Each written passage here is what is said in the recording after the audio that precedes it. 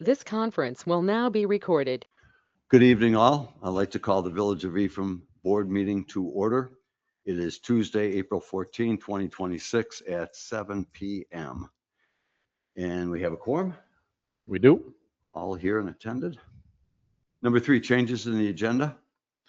None that I'm aware of, Ken. Okay, thank you. Number 4, visitors' comments. And as usual, if you have a general comment you'd like to make now, you're welcome to make it. Otherwise, you can just wait till the topic comes up that you might want.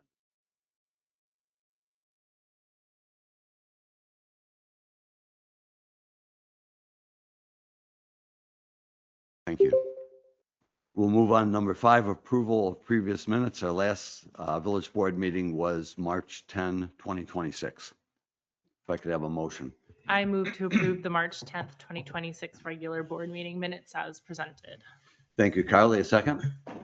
I'll second. Thank you, Tim. Any comments or discussion? Hearing none, all those in favor, please say aye. Aye. Opposed? Okay, those are approved. Number 6, president's comments. I just have 2 short comments. I would like to congratulate Tim Nelson and Matt Meacham for the reelection to the village board. And as usual, I look forward to working with them for the betterment of our wonderful little village. Okay, let's go on to consent agenda items. If I could have a motion. I move to approve the consent agenda items as presented. Thank you, Carly. In a second. Second. Thank you, Rick. Any questions, comments? Hearing none, all those in favor, please say aye. Aye. Opposed? Okay, those are approved. And then we go into number 8, administration. A, presentation from maintenance manager Justin McDonald relating to the winter storm Elsa. But before I turn over the floor, in case you're on the mission to the moon, we had quite a little storm here. I'm looking for the dates. It started late Saturday night into Sunday morning, the 14th, and it ran for 2 days, 50, 60 mile an hour winds. And Justin Fitzgerald and Matt Bader and Brad Rasmussen drove our 3 trucks kind of in all the waking hours for the better part of 5 days. And I want to personally thank you 3 for your efforts. I know it was a lot of work. I know I heard a couple guys was just sleeping in the Public Works building, so they didn't get, separated from their vehicles. I know you also help the police, help some of our people that had emergency help. So it was a really job well done. So before you start,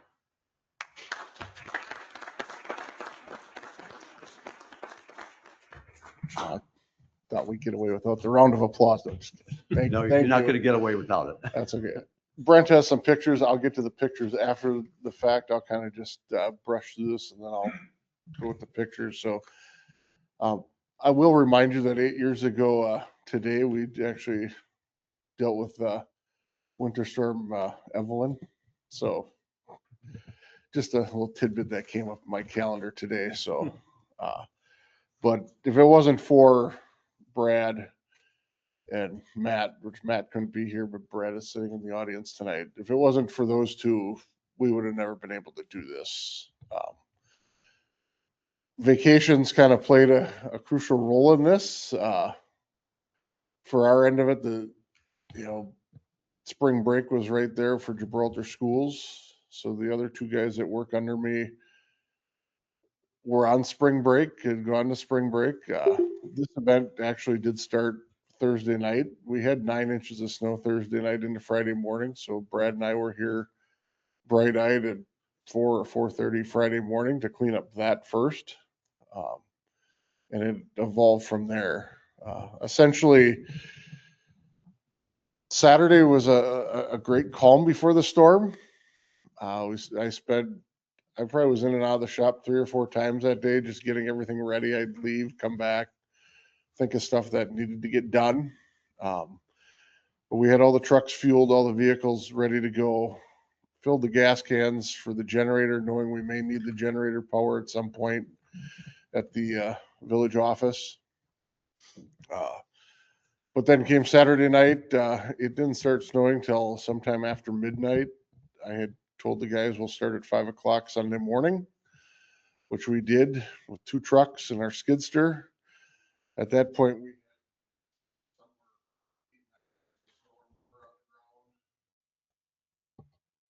with all 3 of those vehicles.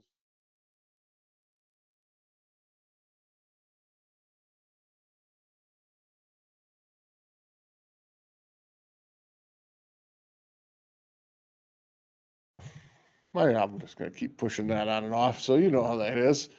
And then the Red Cross had actually set up a shelter in Sister Bay, and they had all sorts of food, which was a great addition because you know there was nothing else open anywhere around. So when we were all done Sunday night, we got done. It was just about 10 o'clock, and we plowed the last road, and I will say it was fairly peaceful in Ephraim. Like, it was calm. I mean, it was a beautiful night, a beautiful Sunday night. We retreated back to the shop, parked the trucks. Brad decided he was going to make the venture to go home that night. Matt and I stayed in the shop in our vehicles to ensure that we could get back to work. We had made a pass down every road. Every road was open to the best of our ability at that point. Then came Monday. We resumed operations about 5:30. The wind had drastically picked up. It was near whiteout conditions anywhere you went. It was a struggle to get down the roads just to open the roads up. It was just drifting in, and wherever it could, it would drift in as hard as it could, which makes it very difficult. We did get a pass down almost every road. Unfortunately, we did get cut off to the south end of the village with the way the highway had become impassable early in the day, which was unfortunate.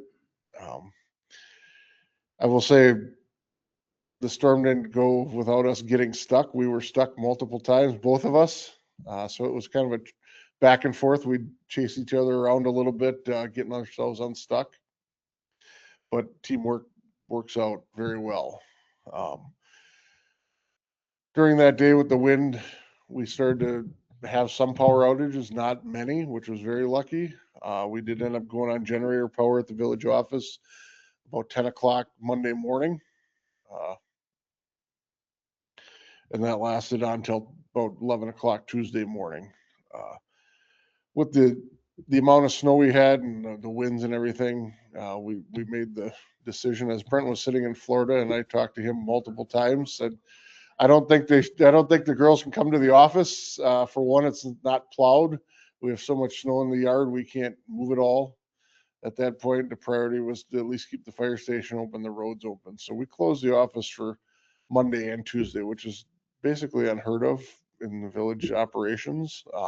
I know Andrea ventured in on Tuesday for a little bit.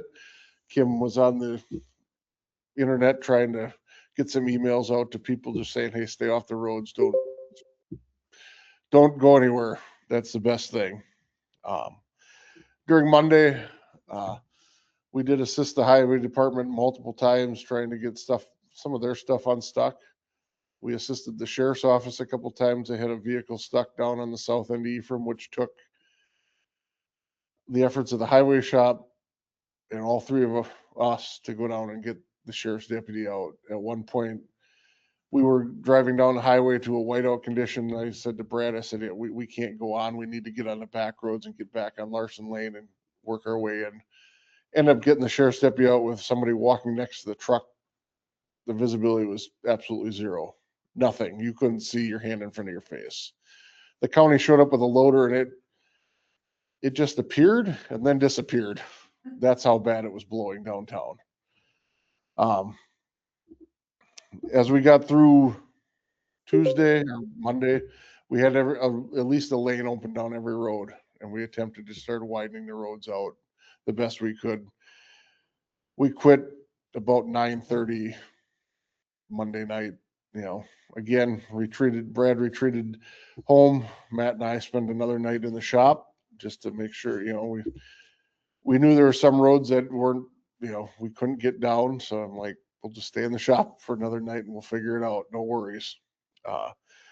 Tuesday morning, we started making a push, get everything pushed back, widened out. Highway department came in, started making the progress on the highway, basically starting at Cedar Street. And then he had to go all the way down to Peninsula Park to the golf course entrance. That's how drifted it was.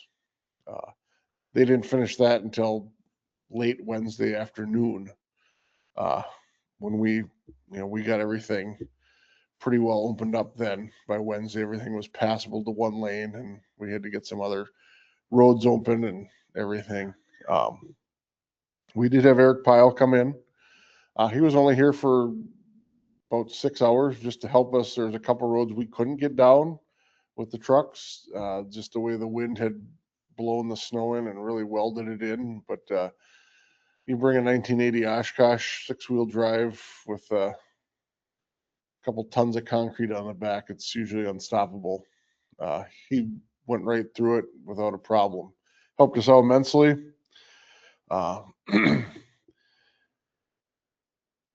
Through the course of the week, we started, after Tuesday, we started just about 6 o'clock every day. The earliest day we left was 5 o'clock, not including Friday, which we finally left at 3. We said enough was enough. We had everything wide open. We were going to go home at 3. All said and done, the 3 of us worked a combined 103.5 hours overtime that week. There was dedication to everything that went on that week with the guys here. There was no, so we need to get the job done, just keep going. We're going to get the job done. Lunch was very, it was on the run a couple of days. We didn't stop, it was kind of, when we're taking lunch, no, I got it, we're going, just keep going. Again, throughout the whole event, within the village, we only had to deal with 3 different welfare checks or well-being checks, which were called into the sheriff's office, which we assisted them on. None of them were anything significant, just a couple to make sure people weren't able to get a hold of somebody, or some people had some different medical issues that didn't know if they were going to make it through the whole thing. But again, no issues. But that's some of our priorities when we get to a snowstorm like this, is that when we get those calls, we had to open up those roads. I guess the biggest thing for me is I can't thank the residents and guests who were in the village enough for heeding the warnings of staying home or staying off the road and kind of planning on being stuck where you are for a couple days. It helped our job immensely to keep the roads open and open them up when there's nobody else on the road. We had several cross-country skiers, some snowshoers come up to us. A lot of different variety of things went on as the week progressed. They just wanted to see how things were going, which was fine. For anybody that lives on the shorefront, we understand there is damage on the shore, on the highway on the shorefront. If anybody that lives on the shorefront has damage, they can reach out to the highway department and speak to the patrol superintendent. I have talked to the highway commissioner and the patrol superintendent. They know the damage. They are willing to come back and repair the damage that has been done on the, down there, because with that much snow, you couldn't tell what you were pushing the snow up against at that point. So, Brent, I'll go through some of the pictures. So the 2 pictures you see there are back on Larson Lane. The top one, he's going down Hidden Spring Road, widening that out a little bit. And you can see that truck takes up pretty much the whole road, and he doesn't even have the wing down. So go ahead and scroll down there, Brent. This is the highway department working down towards south end of town, down there by the confectionery, removing the snow the best they can with the loader. That's all they could use, basically. They couldn't get through with anything but a loader. And that's just trying to open it up left and right the best he could. You can keep going down. Again, a couple pictures of the Oshkosh. The one on the bottom left is out on Town Line. That would have been Thursday afternoon, just trying to widen the drift out there. Works out very well. I will say the best part about having a snowstorm in March is the sun is very high and it starts to melt everything right away. We used very, very, very little salt on this because it melted off fairly quick. So that's the best part of having a snowstorm in March or April. Not gonna lie. Keep going, Brent. Again, that was Monday or Tuesday morning. That picture is just before the beach. Trying again. That's the only way we're going to open anything up at all. That picture right there is just south of the beach. That was Monday afternoon when the highway department left. That was me sitting there with my plow up and going. We would have never got through that. The highway department wasn't getting through that with their machinery except for that payloader. So the drifts were anywhere between 15 to 20 feet high in spots down there, and I haven't seen that. The highway department has never seen that in all the years. The guys that I talked to have never seen that. So pretty impressive. Again, that's a picture just right around the corner by Good Eggs and stuff, looking south. Kind of just looking into, you can't tell there's a highway there. You're kind of looking at a Never Never Land, it seems like. But there is a roadway there, amazingly. A couple more pictures of the, Tuesday afternoon on the right and early Tuesday evening. Just looking south there by the beach, a little past the beach, showing how high the drifts are. That picture was early Monday morning when on German Road, early Monday morning. It is a little distorted, but it shows that, the trees were heavy with snow, and it was just fairly lucky that I traverse all the roads almost every day. I know where the roads are, because if it would have been a wide open field, that'd have been a different story.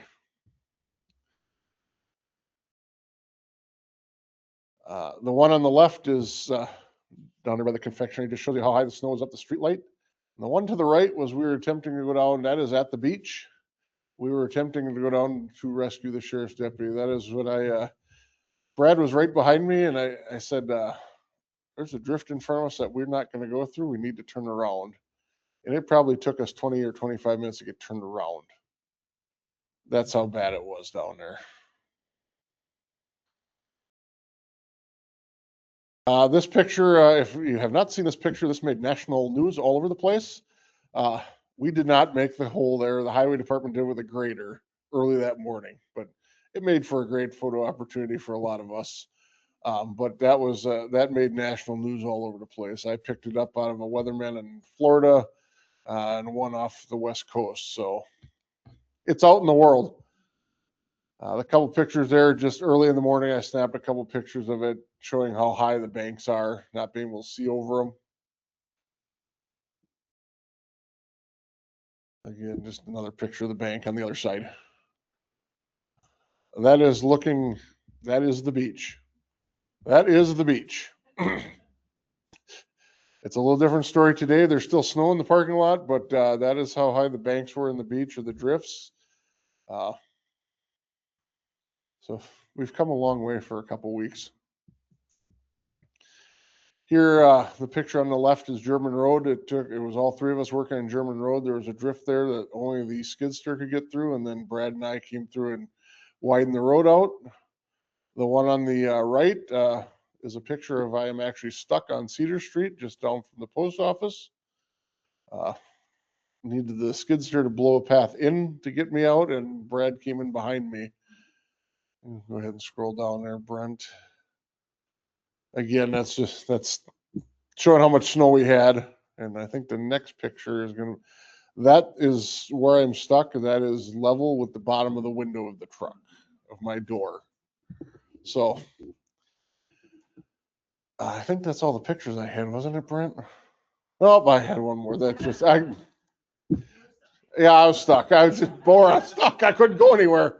Just telling you how bad it was. But again, if it wasn't for the other two guys that were here for whatever 100 some hours we were here, whatever it was, it would have never got done. I said to Brad a couple times, I said, there's nobody's going to believe us that we did the vast majority of this with 2 1-ton trucks and a skid steer, which we did, on 30 plus inches of snowfall. I provided updates to the board almost daily to the best I could. That was the last thing I did before I either went to bed or I went home. You know, everybody that, you know, the three of us sacrificed, you know, our home time, you know, I got to the snow removal stuff I do started, I think on Thursday, finally I got to what I need to get to, which no big deal. What I gotta do, they can worry and get out when they gotta get out, so. But again, I can't thank the residents enough or the guests who are here for staying where they were at and not causing any problems. We didn't go through the storm uninjured. I will say there were some repairs to the vehicles, nothing terrible. Maybe more of our pride. Maybe more of our pride. I know Brad took a spill. I took a spill. I think Matt took a spill. So I mean, you know, I think it's more of our pride that got hurt than anything. But I can't thank the guys enough that were right there with me the whole time. I can't thank the board enough for standing behind what we did and getting the job done. And you know, Brent in Florida enjoying the Florida weather. You know, I mean, it's, you know, the phone calls are, you know, I drug him out of a Packer game last year for a tornado, and I couldn't get him to come back for a snowstorm, but that's okay. But again, thank you and thank everybody. Well, thank especially you two and Matt also. And Yeah. I think, you know, looking at that snow and the cold weather, this would really call for whiskey. But Well, that this is sounds the great. government, which I'm still getting accustomed to. We can't have whiskey, but we have cookies. I think Justin's favorite, I hadn't checked with Brad to see his favorite, but I assume it probably would, Justin's would be acceptable. But anyway, where are the cookies are over here. So as we talk on, please feel free to enjoy a cookie. And you're still up here, Justin. Yeah, I get. Now you only had 20 minutes, so you're 1 minute in the hole. Oh, I tried. So now go ahead with your annual fire report, please.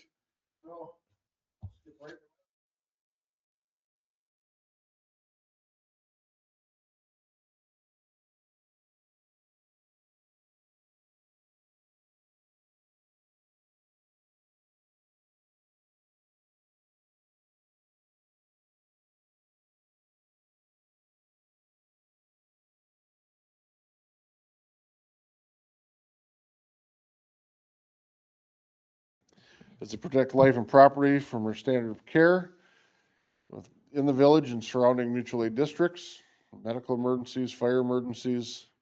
We promote fire safety through our prevention inspections, pre-planning, code management, and incident response, which will show here very shortly. Our equipment has not changed over the last several years. We continue to have a fleet of fire trucks and response vehicles that gets the job done. We have made some significant enhancements to our marine capabilities this year with the Fire Association purchasing 2 new boat motors that are currently being installed for the rescue boat. So the boat will be in service here probably about another 3 weeks. We're getting the motors and getting them installed and everything else done. But our equipment has not changed. We have added a couple different things, but the fleet still runs and still gets fires put out when needed. Training, we break down the training pretty well. 712 hours. We'll go with that. In 2025, a lot of them are just our home meetings. We did put a couple guys through entry level driver operator. Some important command and control training that the county dictates that all of the command staff goes through. And then I sat through an event planning and security training, which has enhanced how we plan for our events in the village, which luckily we typically only have fear ball, which is okay. It's kind of nice because knowing some other communities, they have a lot more, which dictates a lot more planning, but it was very well worth training to attend. So the guy, you know, if somebody asks for training, they just about get it, unless it's something oddball that's way outside the realm of what we would do. So our fire inspections, again, we handle all our fire inspections in-house, which greatly enhances what we do. being able to put people in our buildings and seeing the buildings. Jason Rockwell, who serves as my assistant fire chief, and Tim Penchoff do the fire inspections. I do all the alcohol inspections, which I'll be starting here maybe this weekend. I don't know yet. We'll see. But, you know, I take care of all those. Again, it's a lot easier when we can go in there and put a face to a name and stuff and be able to have that rapport with everybody.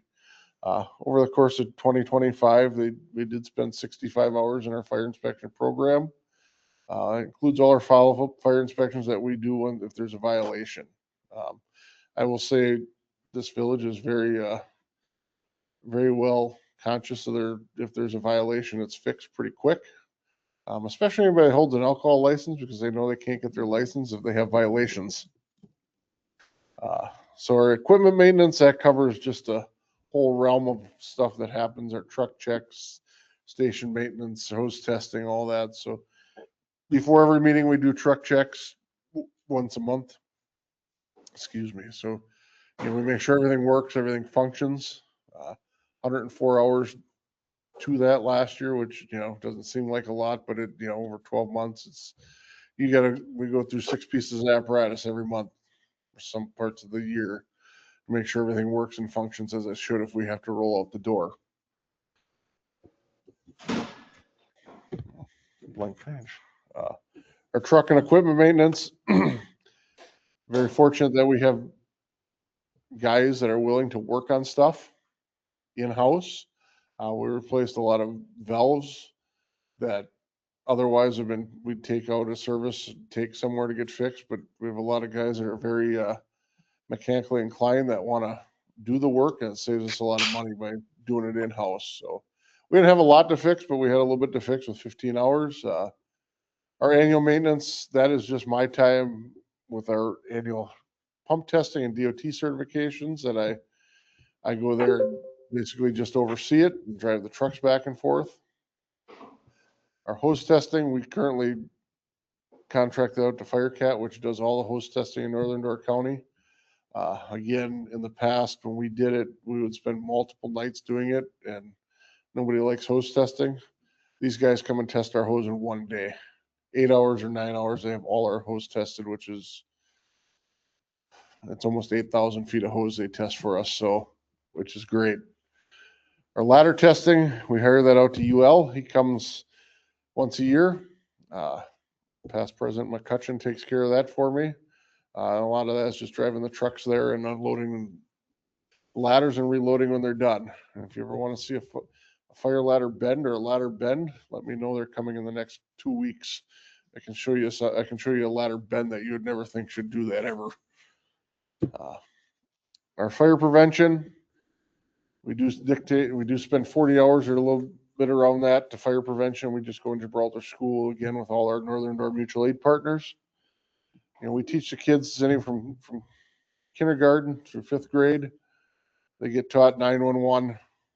We get guys that dress up in their turnout gear because we look a lot different standing here now than we do if we show up for a fire. We get them a safe meeting place outside. We kind of quiz them kids very well, make sure they know what happens if there's a fire. And it's just not fire safety. It's a lot of other stuff that, we unfortunately are getting into more storms and stuff that come about, and having a safe meeting place if that happens for them. And our other events, I tie all that into all the other stuff that goes on that the fire department participates in. That's all the county chiefs meetings I go to, our state meetings, our trade show we do in Indianapolis. We do provide standby coverage for Sister Bay Fire they have their Christmas party, and they do the same for us. And then what we do at Fearball for the coverage of the Fearball fire, since it's not on our property, and the fireworks coverage for the guys shooting the fireworks off in case they'd have an incident out there. So that was just shy of 100 hours that we spent doing all that stuff, which, we have a great group of guys that always volunteer to do that. Nobody backs away from that. Which leads me down into our fire and EMS response. So in 2025, I will say it was a pretty average year of fire calls with 69. Mutual aid was the predominant one for us. for building fires, car accidents, 525 hours to fire response. The biggest takeaway right there is the number 2 line where it says there's a $0 fire loss to property in Ephraim. That is big. That shows that this village is conscientious of fire protection and being fire safe. I always like to say that if we have a $0 fire loss, that is amazing, because fire is not cheap. Even the smallest one is $20,000 or $30,000. I break it down by our municipalities that we respond to. The overwhelming, obviously, 32 calls in Ephraim, followed up by Sister Bay with 15, and then the scattering all across the county, all the way from Washington Island all the way down to Brussels.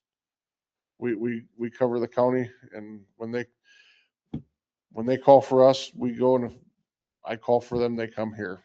It's just, that's how easy this county works together, which is great.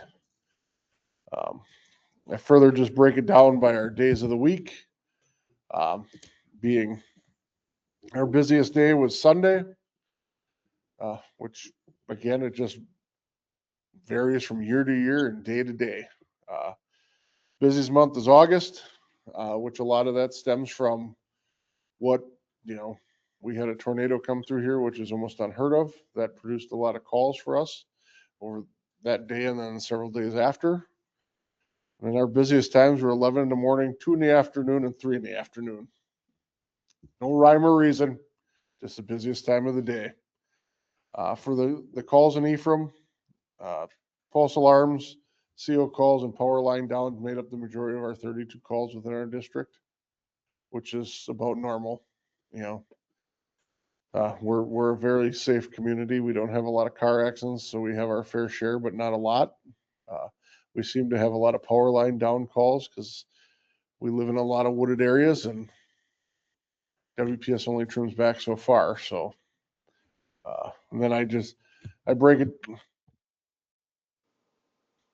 down just a little bit more, but percentages there. So it shows that, we team up with Sister Bay a lot, and back and forth, we boundary the town of Liberty Grove fairly close, and they're pretty quick to call us if needed, which is no problem at all. And then our EMS response. So we had 71 calls in the village last year, falls, lift assists, medical alarms, 234 hours to EMS calls. And July and August being the busiest months, typically when we have a lot of people around. But we do average right around 61 calls, somewhere in there in the last 5 years. So 71 was a little over our average, but again, I don't believe there may have been one call that went unanswered, but that would be about it. We have a very dedicated group of people that are willing to respond at all hours of the day, no matter what it is and where it is. So I'm very proud of that. That's all I have. Well, thank you, Justin, and please pass along our thanks to all the volunteers. When you guys get together, we certainly appreciate it, and I think the numbers show what a great job you're doing. But you could do me a favor. Could you break the ice and go over and have a cookie and get one for Brad too? This group just doesn't like cookies, I guess. I'm not quite sure I get it. Okay.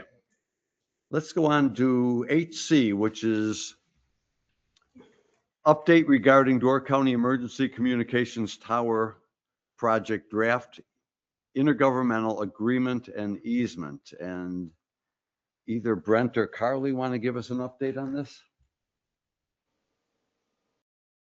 Brent?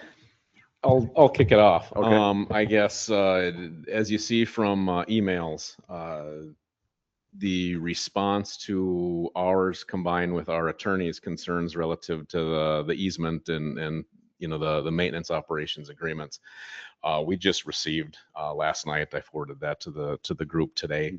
So obviously we haven't had a lot of time to review that, and also obviously our attorney hasn't had time to review that. So similar to before, since we have this meeting, if that's the direction the board would like to go, certainly I can forward that on to our attorney for any response Matt and his team would have. But since it's on the agenda, that's probably the the low hanging fruit of this whole thing was those questions relative to how this would work on paper.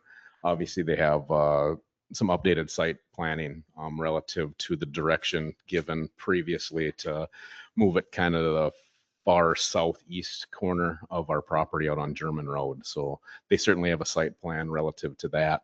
I think at some point they'll, want to take further testing, borings and things, but I guess with that, I really have nothing additional prepared. It just, if there's any, knee-jerk reactions to the response we got, maybe we start there. Or if we just want to kick this to the attorney for a first look and we tackle it next month, that's certainly an acceptable direction as well. Carly, do you have anything to add? Not really, other than the fact that Brent, just to kind of reaffirm that Brent has sent over kind of our setback requirements. Mhm. So they have presented, if you scroll up the other way. This way? Yes, correct way. One more, I think. Mhm.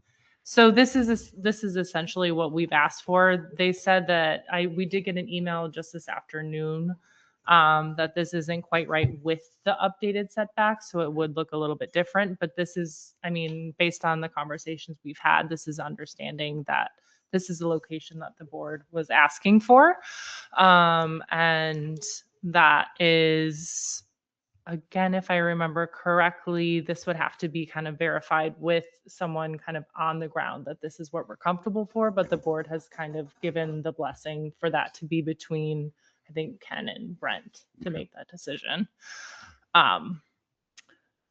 And yeah, I think the other thing that we have done is there were some additional questions that were kind of asked by the public. And so we did put together a frequently asked questions document that is on the website, has been shared with anyone asking specific questions that hopefully addresses them.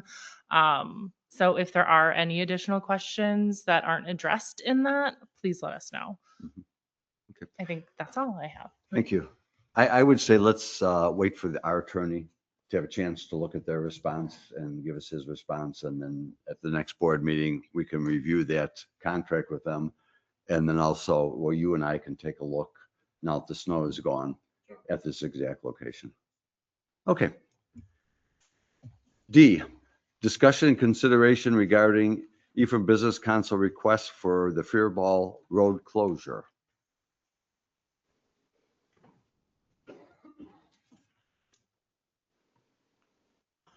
And let's just focus on the closure. What? What was Let's that? just focus on the closure. Perfect, Okay. perfect.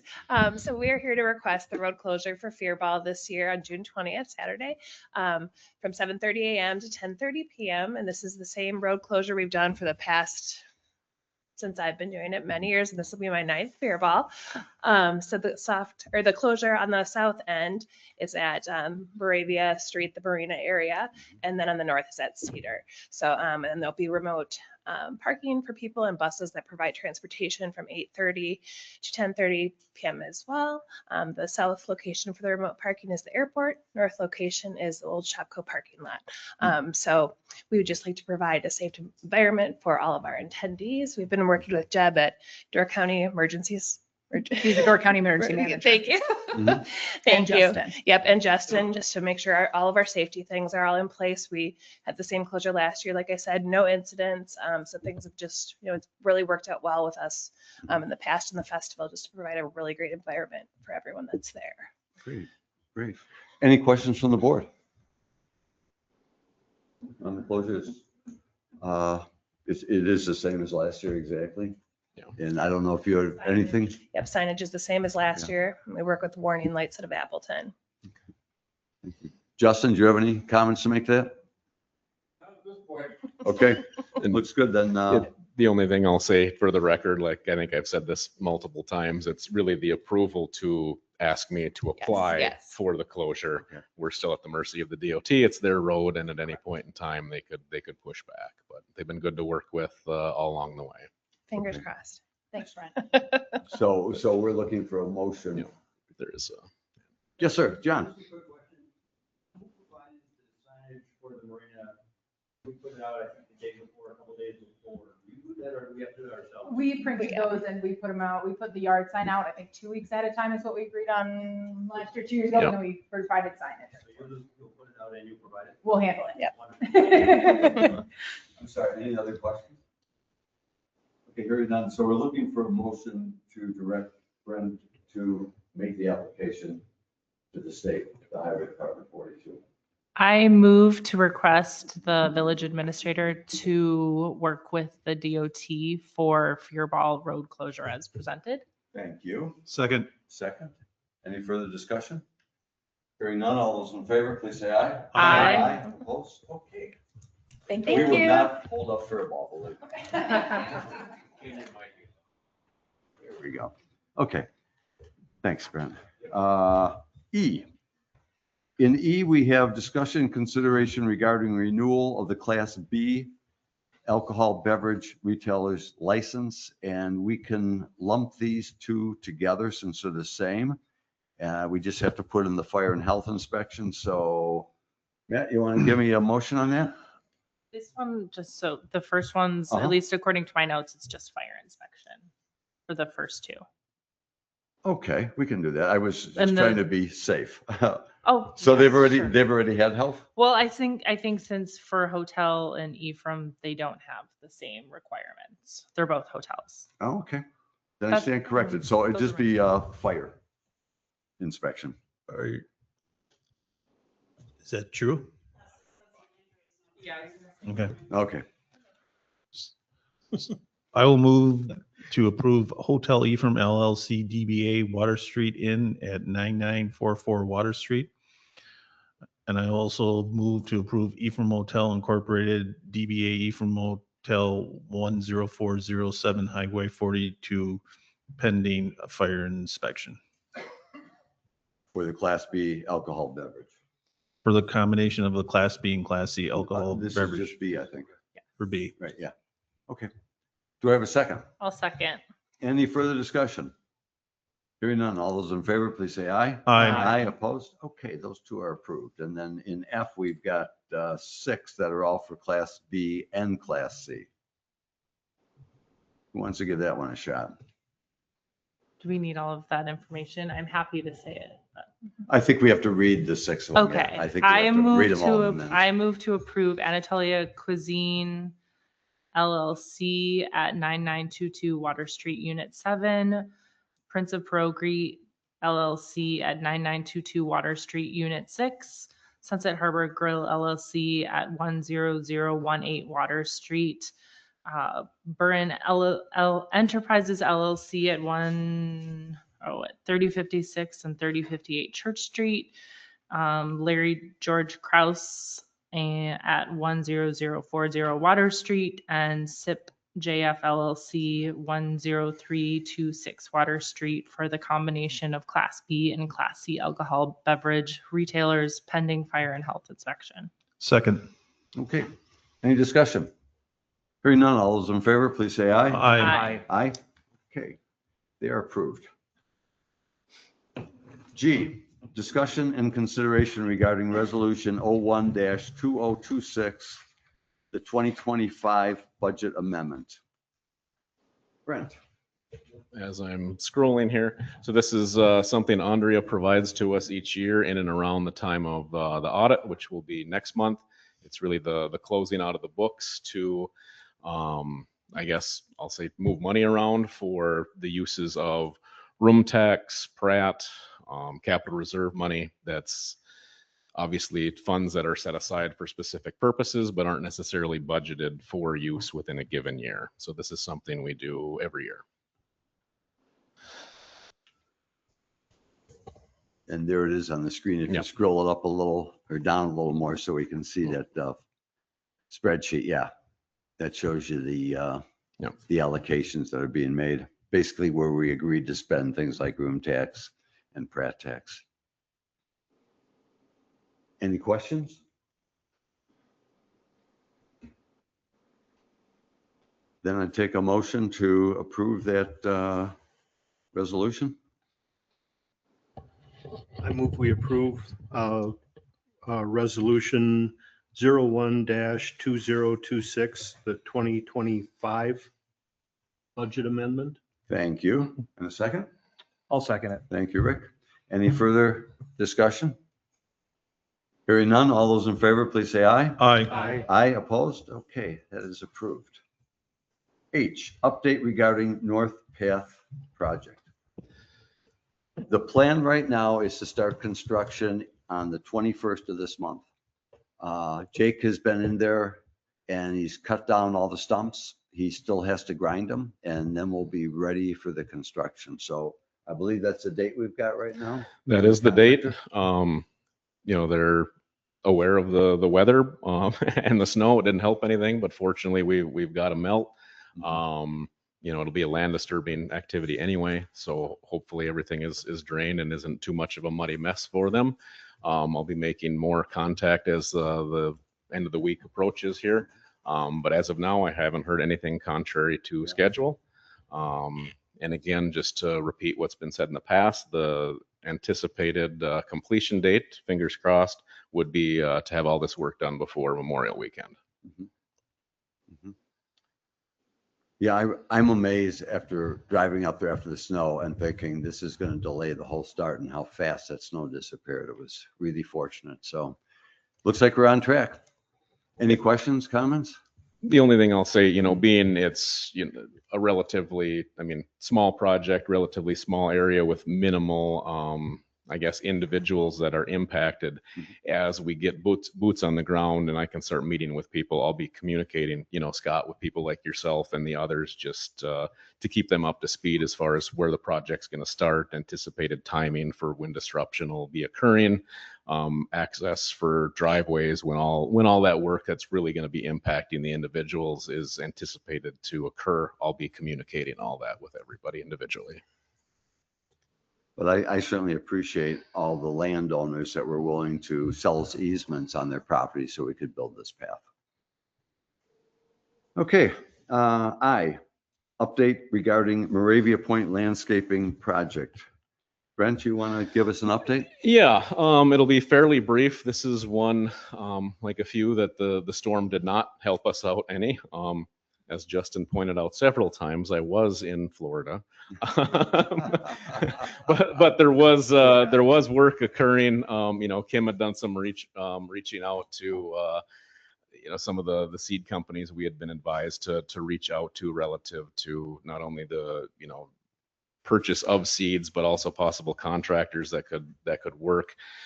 Justin made some phone calls as well, but ultimately kind of where we're at now is I think we've got a direction which I'll speak to, at least the next step, but obviously snow was melting, but it kind of delayed, boots on the ground to get a look at the site. But kind of the direction at this point is we did have a meeting that we set up, and I did get working with Justin, have Bob Boltman from Door County Prairie Company, who's a local point of contact, and come, I guess, to meet with me. But since ultimately being a village grounds, that the maintenance department and the Matt's committee will be maintaining in time, we had him come and present that not only to me but to the physical facilities committee. So kind of the next step is once I'm able to meet with Bob, we'll meet on site and get a formal proposal from him. But ultimately the long and short of it is it's fairly, I don't want to say minimal. From a design, it's looking to be more of a native prairie grass and prairie flower type of planting plan. Bob stressed this multiple times that the P in prairie stands for patience. He did not recommend in any way to investigate or pursue the pulling of any of those stumps. We've never, to my knowledge, had any major erosion issues, but once you furthered the disruption there, you don't know what could happen. So the beauty of the prairie type grasses and flower mix is they are hardy to otherwise intolerable conditions. They don't need that direct soil to seed contact to get seeds to germinate. Again, it takes time, But from a soil erosion standpoint, he was very adamant that this is a direction to go. And part of that patience is they put their early life energies into putting down a root system before they, put the energy into upward growth and, pretty flowers and things like that. There will be flowers that come up early to be replaced by longer term perennials later in life. But that's kind of the direction. Again, nothing cemented as of now, but when I left with Bob, when his schedule allowed, my schedule allowed, and then the site itself allowed, we'd meet on site. He'd give us some numbers as far as what that would be looking at. Obviously, the board kind of directed me to and gave me a budget to work with to get things kicked off. Obviously that's the ceiling, so we'll be working with that number.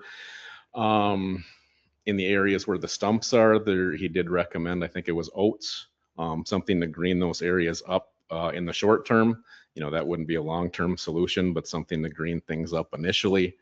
And then this will be presented at some point, but with the prairie, and this before this got legs, talked to Justin from his second hat he wore this evening relative to, I guess, necessary maintenance with prairie type plantings is prescriptive burning is a requirement with that to really help not only knock down, invasive weeds and things like that, but just help everything take. So that would be something if we were to go down this path, we would be looking at some probably annual, it sounded like, burnings of that area, which Justin was 100% comfortable with, or I wouldn't be having this conversation.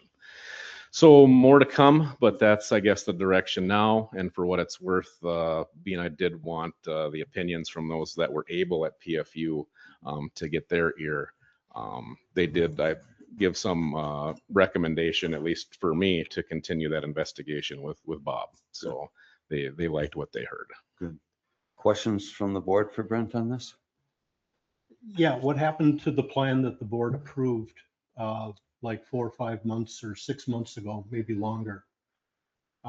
We're completely off of that plan at this point.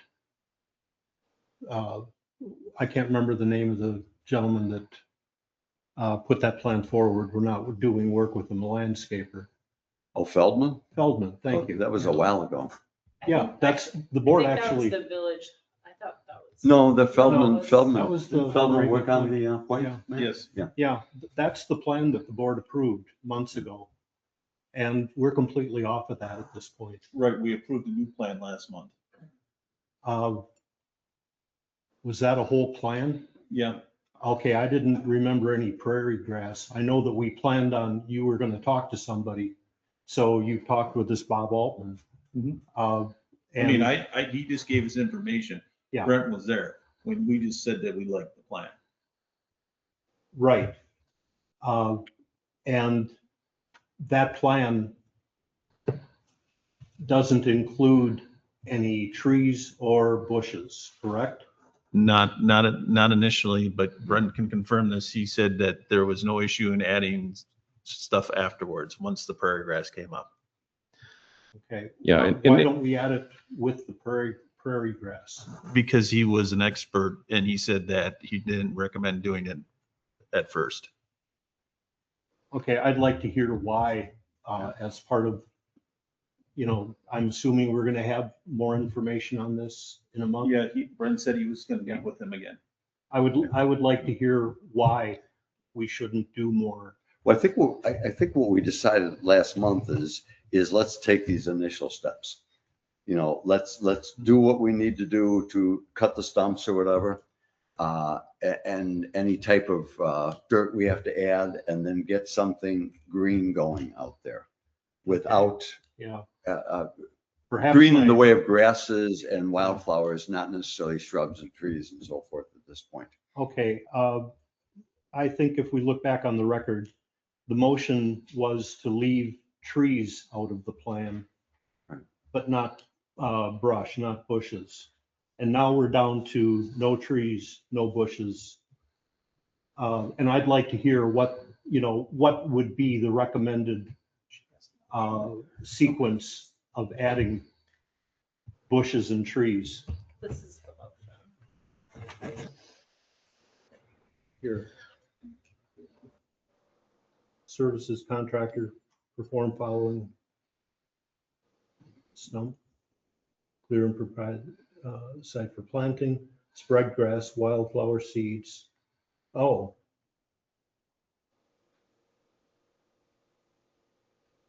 Well, I stand corrected. I voted against it anyway, but. That's why you put it on your mind. No, I'm sorry, I stand corrected. There's nothing in that motion regarding bushes either. No. I think the point was Okay. made, though, that we can add to that. This is a base Yeah, I know, that's going to I be know we green. can, I know we Yeah, can. yeah. And we can paint murals on the concrete wall someday too. We won't do that either. Oh, Well, We'll now take that a I've- side now bet. that I've said it. we'll take a someone's gonna side do bet it. on this Yeah. later, but, okay. Any other No, questions? or thank you. Well, I guess for clarity, if being there was that motion, there was a budget set. Right. Again, not seeing an official proposal from Bob yet, but if it fits within that and there are elements of this he wants to get going, being one of the driving things was, even though it's starting to green up already in spots, if there's something he wants to get going on in the next month, is this something the board wants to come back with? Or from a foundational standpoint, if the foundation of this, which again, can add shrubs, can add trees, can add, potted plants in addition, to that, to give it some, well, I'm seeing like, this is all seed, but you can buy prairie grass, you can buy, the same plants just in, 4-inch, 6-inch, 8-inch plugs. You can put those in too. But I guess that's the question, is how much of this, based on that motion, does the board want to see if Bob, everything works within budget, within scope? We gave you a plan, we gave you a scope and a budget, and I want to see you run with it. I'd like to see that green. That was what we've been talking about, as green as it can be for Fairball and to get going. I mean, it's nice for you to give us a status report, but we're not going to slow you down. You've got the budget, you've got the plan. So I'd like to see you implement it. Okay. And green is a word. I guess. I know what green is to me. But again, relative to that, I just, it could be inferred if people know what, the prairie grasses are, wildflowers are, that it does take time. And, as Bob said, there will be some things that, as he said in previous projects he's done, was it a dandelion? Not dandelion. What did he, black-eyed soup, but things that come up initially that provide color that really are more of a weed that sometimes just is daisies that some people love. And say, well, really that's a weed that'll go away in time. So there might be some color, but I just, relative to what Bob said, is, you have to be willing to be patient with that. And a lot of that, especially with native type plants and grasses, the real, seeding will happen in fall. So there'll be, something planted, at least my vision going into this year, especially in the area where there's been disturbance, where, we do try to knock stumps down a little bit, where there is some, loose soil, where we can get something going to green up those areas, maybe, see what takes. But I just want that expectation that it is a longer term plan. I think that's consistent with our motion. I do So too. I'm comfortable with you running with it. Okay. I guess my only comment is, I know that we had the idea, at least in front of the village hall, to have a sign that there's like a prairie garden in progress. I was in Madison recently and was walking around a park that had recent controlled burns, or prescriptive burns. And there was some interesting signage that I sent Brent a picture of that might be useful for us to consider as well. Sure. Because it And then- didn't look pretty, but it was Right, an something explanation. summary. Yeah. Any other comments, questions? I think the signage might be a good idea if we want to keep people off of that area so that things actually start to grow. Mhm. Okay. Okay, now we're down to J, discussion and consideration regarding setting protected waterfront ordinance amendment for a public hearing. And I want to give you a little background on this. This came before the Plan Committee 2 weeks ago. And the background is this, the Protected Waterfront District Ordinance 1720 was modified in September 2024 to allow limited expansion possibilities for all the properties in the protected waterfront. And our protected waterfront is all the homes that are between 42 and the water from about, going back to Good Egg, about in that area, and then all the way up to the Anderson warehouse. I took a count and I came up with 25 independent homes up there. So that's the area we're dealing with. The modifications were developed when we did the modifications in September 2024 to allow up to 1.5-story homes. We were trying to give people some leeway in developing the property. Before, you were really not allowed to change anything. You had to stick with what you had. And the goal was not to allow full 2 stories because of the concern of mass and scale, as well as compatible infill. And these are different things we look at in the protected waterfront. I'm going to read the stated goal of protected waterfront, and I guess it's on the screen behind me, but the intent is recognizing that the open shoreline is one of Ephraim's most distinctive features. The intent of this ordinance is to provide for as much open viewing space along our shoreline as possible. As an important contributing component of the Ephraim Historic District Ordinance 1726, owners of residences in the protected waterfront are encouraged to use and maintain their existing residence. Since we changed the ordinance, we have before us really right now 2 concept plans for homes. And the scale that we're seeing is beyond what we anticipated. They are a full 2 stories, even though we thought we had a maximum height that would prohibit a 2-story house. These new houses that have come before us are a full 2-story. The mass and scale is well beyond what we had intended. And all the proposals to date have included a tear down of the existing structures. Therefore, an ordinance modification for protected waterfront is sought to provide time to review and modify 1720 so the original intentions are clear and reflect the goals of the Plan Committee and the Village Board.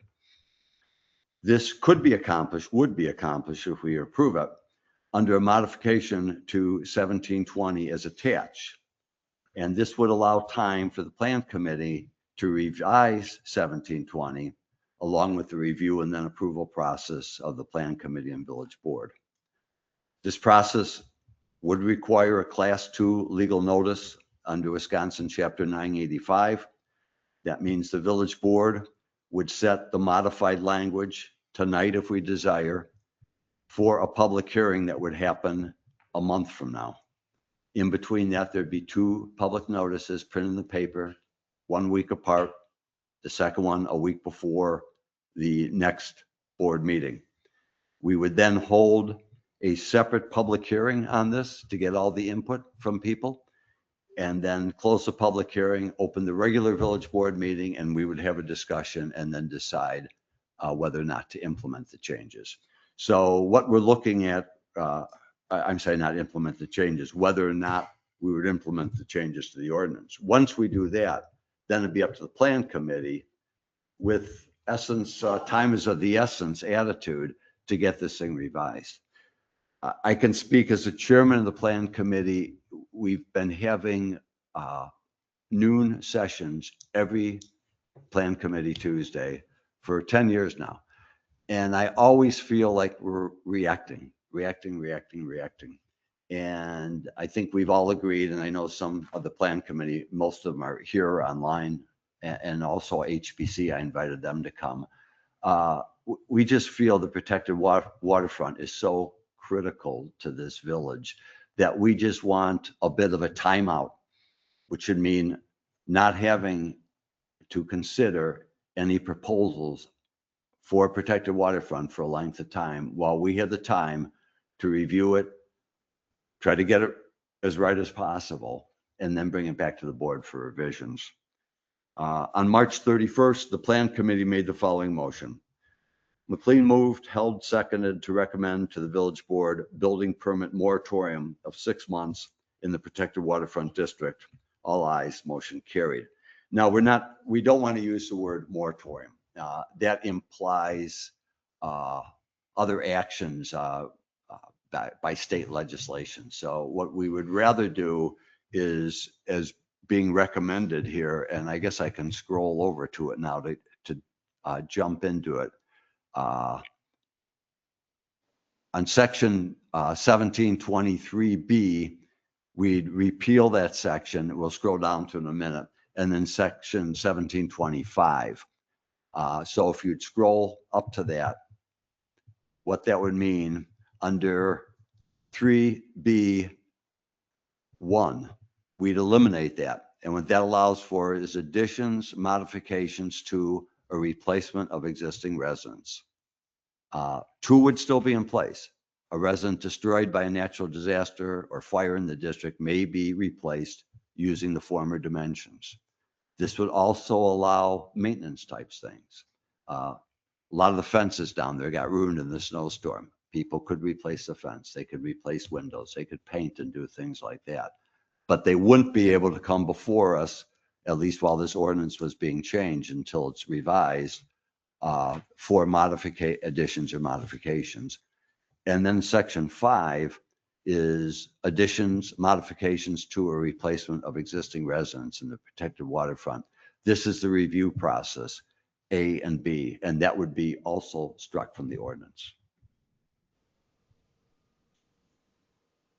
Another comment I'd like to make is we have before us right now 3 concept reviews.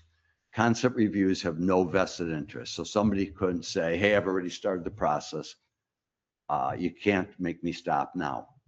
But we will have one more, even if we set this to public hearing, and then even if it's voted on, it wouldn't be voted on for a month. So we were going to have one more plan committee meeting, and it'll be under the existing rules and fairness to everyone that's been before us before. And if we have a proposal that the plan committee and HBC thinks meets the ordinance, we will approve it. We will approve it. So maybe what I'll do is kind of open this up for questions, and then I'll open up to the people that are with us today also, and maybe in comments. I'll start with you, Carly.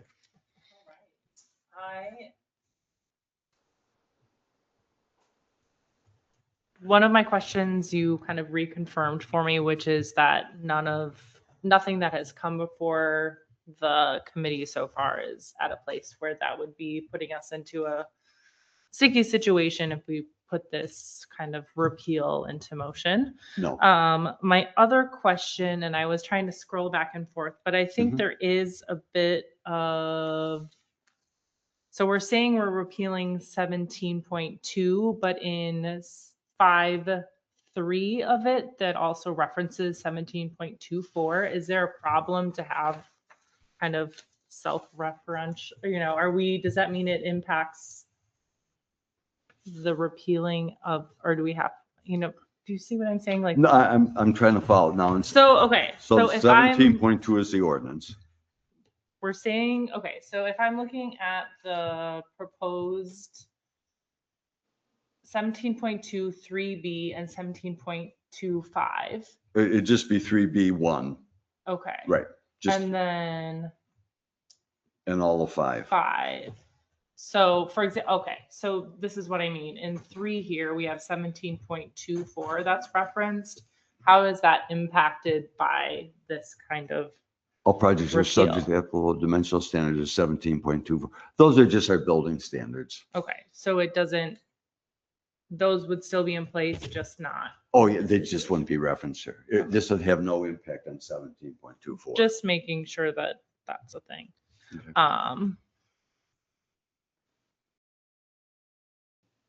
I mean, I will say, as someone who tries to pay attention to what's coming in front of the plan committee, there have been kind of some breathtaking ones that it doesn't make sense to me why they would even kind of think that it would make sense or how it would follow the ordinance as I understand it. Or so to me, it does makes sense for there to be kind of a pause to hopefully make it a better use of not just the committee's time, but hopefully the people who are coming in front of the committee as well to make it hopefully less frustrating for everyone. Right. Okay. Thank you. Matt? No, I followed your meetings and I understand what you as a committee are trying to do. Rick? As a member of the plan committee myself, I totally agree with your assessment of what we're facing as a village. I guess one thing, looking at this notice, which has 3 or 4 sections in it. Section 1, I think we need to add a sub 1 at the end of that, because we're not striking 3B2, we're striking 3B1. Correct. You're right. So that needs to be. Should be 1723 paren B paren 1 paren. Yep. Okay.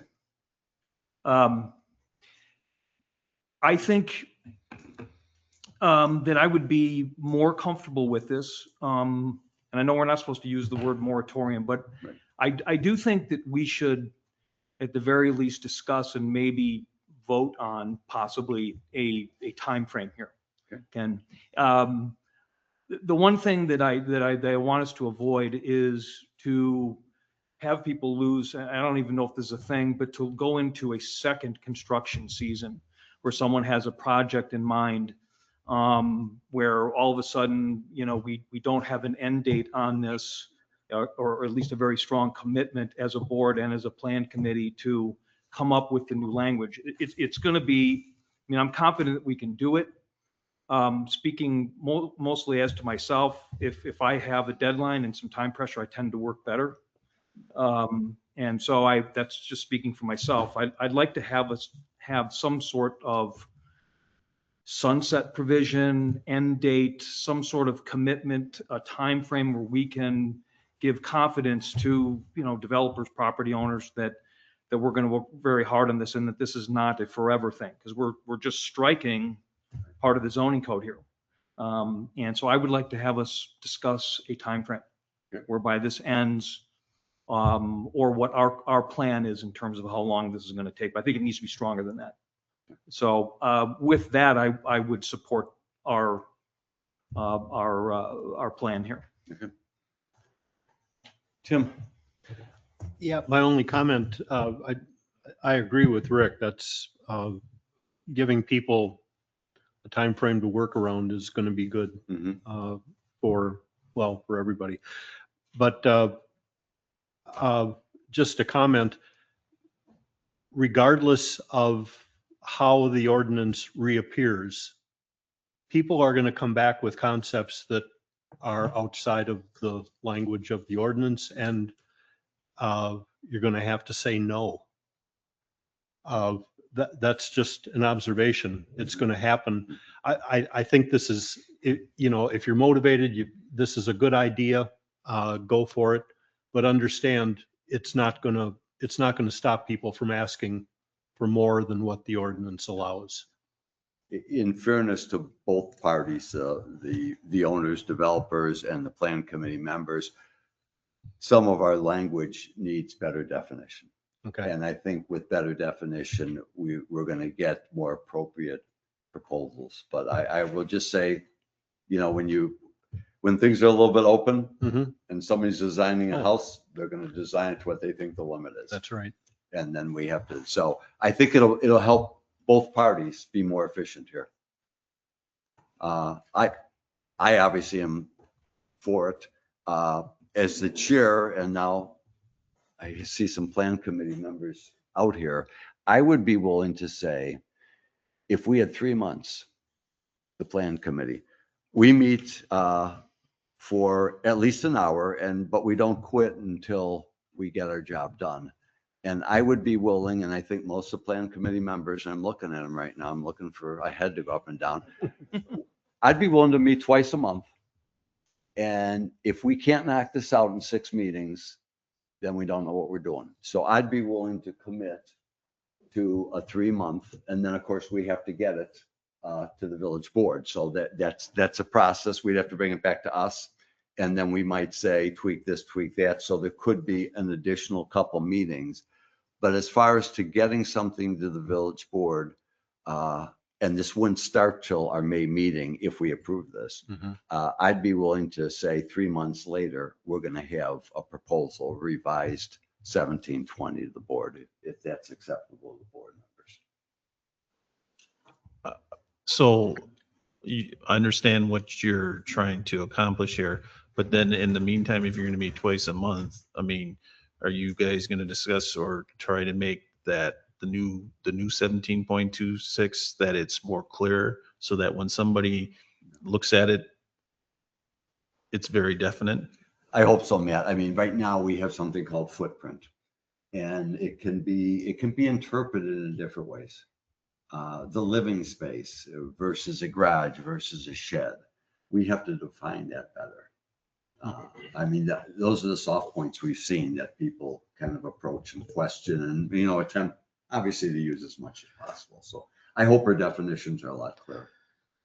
And I think for speaking for Kim and myself, who take what's heard during the working sessions, and then, where it really takes off is when you're able to put, pen to paper, finger to key and have something to look at. The slowest part is starting a conversation relative to an ordinance. So, even though, as Ken has said, any applications that come in before it's passed will be judged based on, their merits relative to the ordinance as written.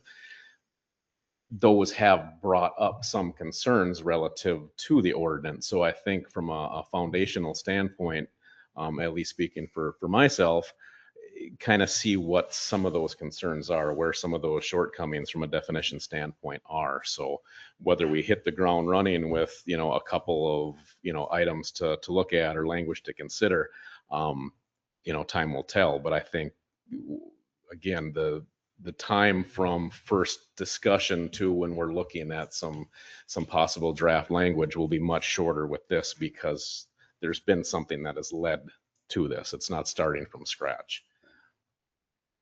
So you're willing to buy into the 3-month commitment? Because obviously you and Kim are key to this too, to keep the thing rolling. But I mean, the plan committee, Grace is Say no. kind of giving me this. Grace, this is the answer. How about you? Can I report back after you've had your first meeting? No, you can't. This is a commitment. And so Carly had a question, Oh, but yeah, I'll make it go. Okay.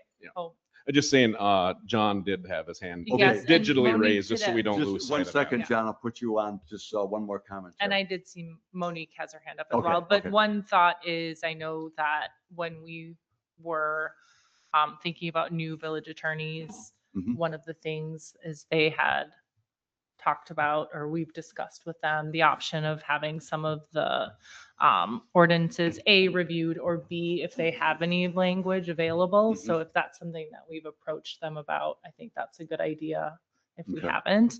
Obviously review as well.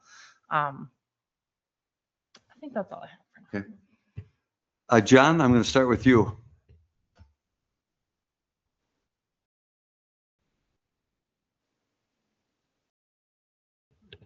John Cox, is your microphone on? I can't hear you.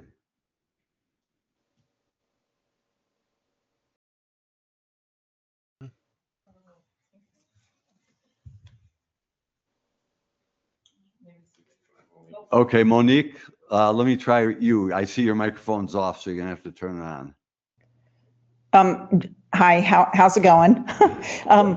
I just wanted to say, since I'm obviously a plan committee member that is not there, to nod my head.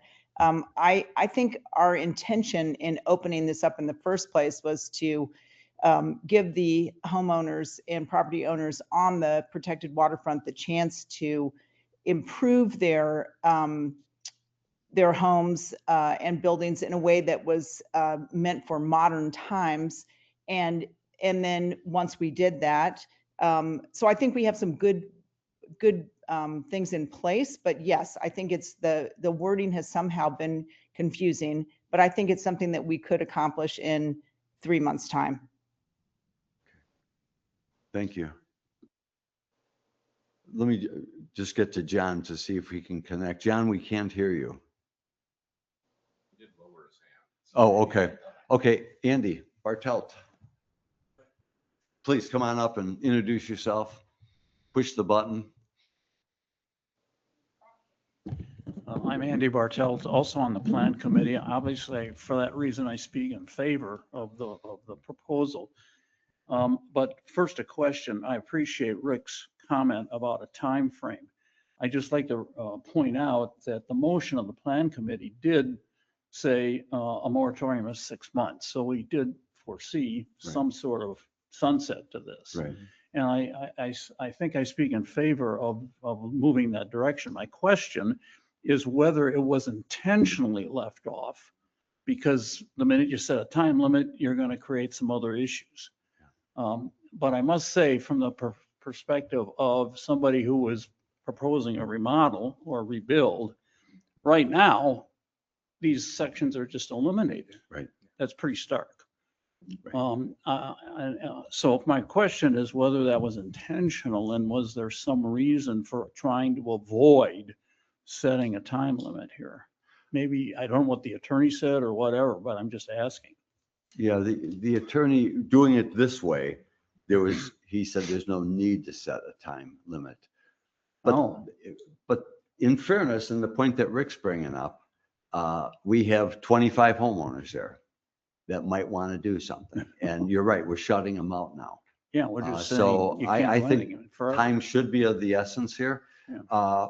Why I was a little hesitant, why I was thinking about 6 months is 3 months with the plan committee, and then it goes to the board, it comes back, it goes back and forth. Right. That part I really can't control, but I'm willing to say with the plan committee, if we meet twice a month in 6 meetings, we should be able to knock this out. I've got kind of a strategy of how we can approach it. Right.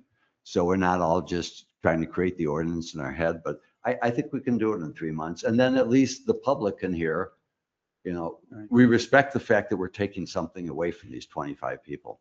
Well, my point is, I think the plan committee has already gone on record as saying that we can do this in 3 months. 6 months means 3 months because of the gap to get it through the board again. Right.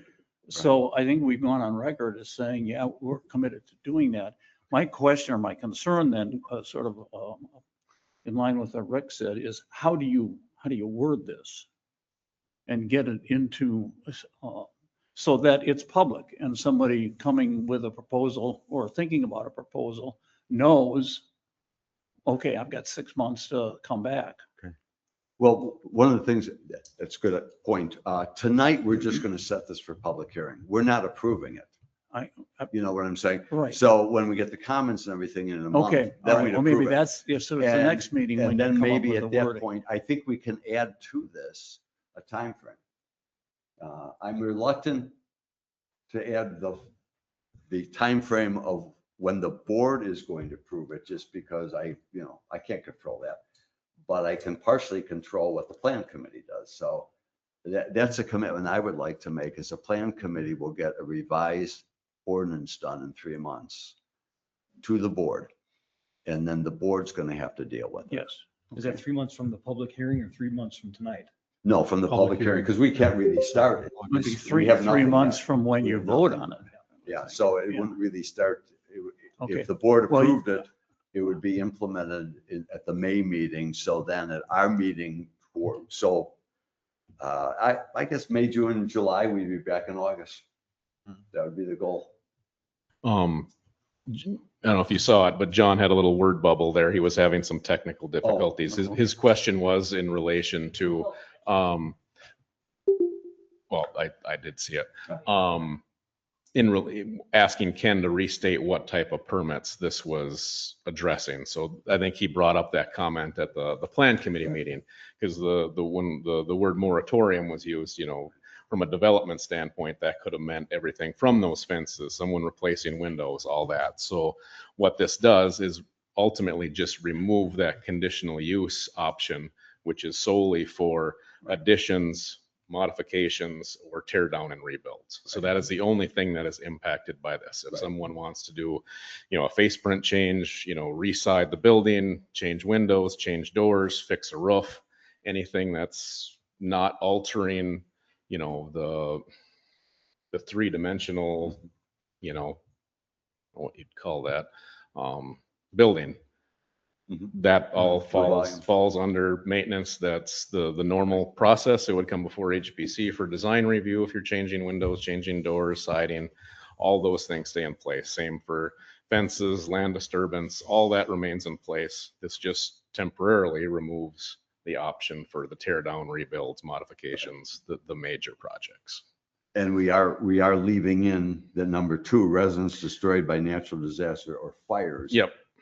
They would come before us for a rebuild. Yep, the public hearing notice will be amended relative to that. Andy, did you have anything else? Well, I just want to clarify that what I heard you say then is that you will leave this the way it is for the public hearing. And my guess is that could well be a question raised at the public hearing. Is there a time frame on this? But that whatever you come up with as the final wording, at this point, I guess that's up to you.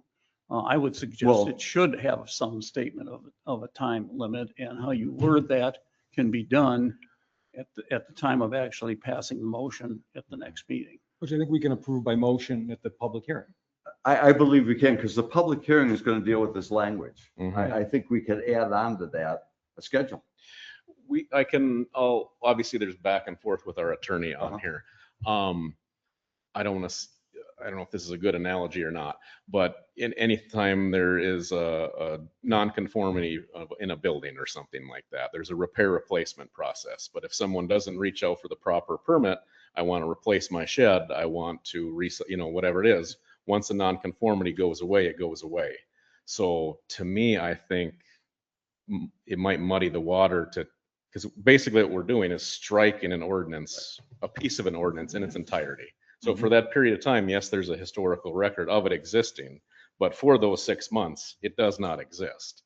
So just off the cuff here, what I kind of think as an option would be a secondary motion if we do ultimately pass the ordinance amendment striking those 2 sections, would be a secondary motion to say, if whatever that date comes, we don't have anything by the plan committee, then we set for public hearing the old ordinance language to reinsert the old language. That would be my knee-jerk take on that. We will do that following the public hearing a month from now. That would be my, without a lot of time to think on it, that would be my short term. Well, this will be good because we will have another plan committee meeting in 2 weeks. And we have our working session. We're working on some other language right now, but that'll be a good discussion for us to make sure we're all willing to make that commitment. Okay. To make those meetings. Good, thank you. Thank you. Any other questions, comments? Yes, Marcia.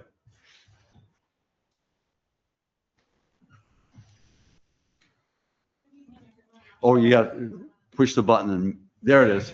Can you hear me? Yep. Marcia Ellis, I'm on the Historic Preservation Committee. Just a couple of questions. One is, what are our avenues of enforcement for this during this time off time? And what are the legal ramifications, if any, for us from homeowners who already have plans in place and are trying to move forward? So I think as of now, as Ken said, no applications before us have submitted formal proposals, conditional use notices, applications filled out to proceed with an actionable item before the plan committee. So they have until, the time of ordinance change to get those applications in. If they come in within the window before the ordinance is changed, the plan committee will have to vote on them based on the ordinance as it's written today. So until that would come to pass, or, no one's been damaged, I guess, as a result of this. So they have their opportunity. those applicants were at that meeting, so they heard that conversation, so they know what could be coming. I've had conversations with all of them, so they're aware. Whether they choose to proceed in the next month is up to them. But none of them are applicants yet. None of them are applicants yet, but I know at least one is pursuing it, at least verbally. I haven't seen anything yet, but verbally they're pursuing it. Did that answer your question, Marcia? I'm not sure what you mean by that. We just don't issue building permits. So that would be the enforcement for those particular projects. Because it'd be eliminated. There'd be no, nothing for a person to pursue since that conditional use is struck from the language. Any other questions or comments? So tonight, what we'd be looking for is let's see, let me read that again. It'd be setting this ordinance amendment for a public hearing. And then that, as I said, the process is. Ken, it looks like John still has his hand raised. Oh, okay. Can you hear me? Oh, yep. We can hear you now, John. Hey, it started working. I don't know why. Listen, I just wanted to add a couple things. First of all, I really appreciate Rick's idea here about, trying to condense this thing down and get it done for people. Nobody else in the village has to put up with, the scrutiny that the protected waterfront properties do. And as they all start coming back to town, they're going to look at this and they're going to go, hey, what's going on? And a lot of them aren't paying attention to this. So I can appreciate it, post haste on this thing. And as a former village official and chairman of the same committee there, Ken, I find this a little gimmicky, and I'm not, even though it may be legal, to toss out a part of the ordinance for a time. I don't know. It seems to me if you wanted to, get moving on it, you could get moving on it, and without eliminating ordinance language that's been in place. Well, you said 2024. Those are just my comments. I'm going to also probably have something up at the public hearing, but it's a little baffling to me, the whole exercise. Thanks for your time. Okay, thanks, John. Okay. Would someone like to make a motion to set this for public hearing? May 12th, okay. I move we set for public hearing on May 12th, this ordinance amending Village of Ephraim zoning code with modifications to section 1 as discussed. Second. Any further questions or comments? Hearing none, all those in favor, please say aye. Aye. Aye. Opposed? Okay. We'll move that along. Thank you. Number 9. Physical facilities. A, discussion and consideration regarding the establishment of 2026 pickleball fees. Matt. So we finally met with the Door County Pickleball Club, and we have come to a agreement, the physical facilities and the pickleball club did, of having a annual fee for the first year of $300, which guarantees them a time for 7 days a week from 12 to 3. I've had discussed with the admin staff about when people play tennis, and it's primarily in the morning. And after the first year, every year they will be paying the village $500. And if you have any questions, I'm here to answer them. Questions for Matt? I read through the minutes and it was a helpful discussion that they were a part of the conversation, and the lower fee is to kind of offset the money they're putting into the painting. So I appreciate that. And although I know the answer to this, but just so everyone hears, they're just gonna restripe one court. So tennis can always be played on their second court, even when they're playing pickleball. That is correct. Any questions? So this is not a multi-year agreement. They have to reapply each year, and we just know that for each subsequent year that they reapply, it's $500. Is that, or is this a multi-year agreement? We really did not discuss that, but I would use the word assume that because they're investing quite a bit of money into painting one side.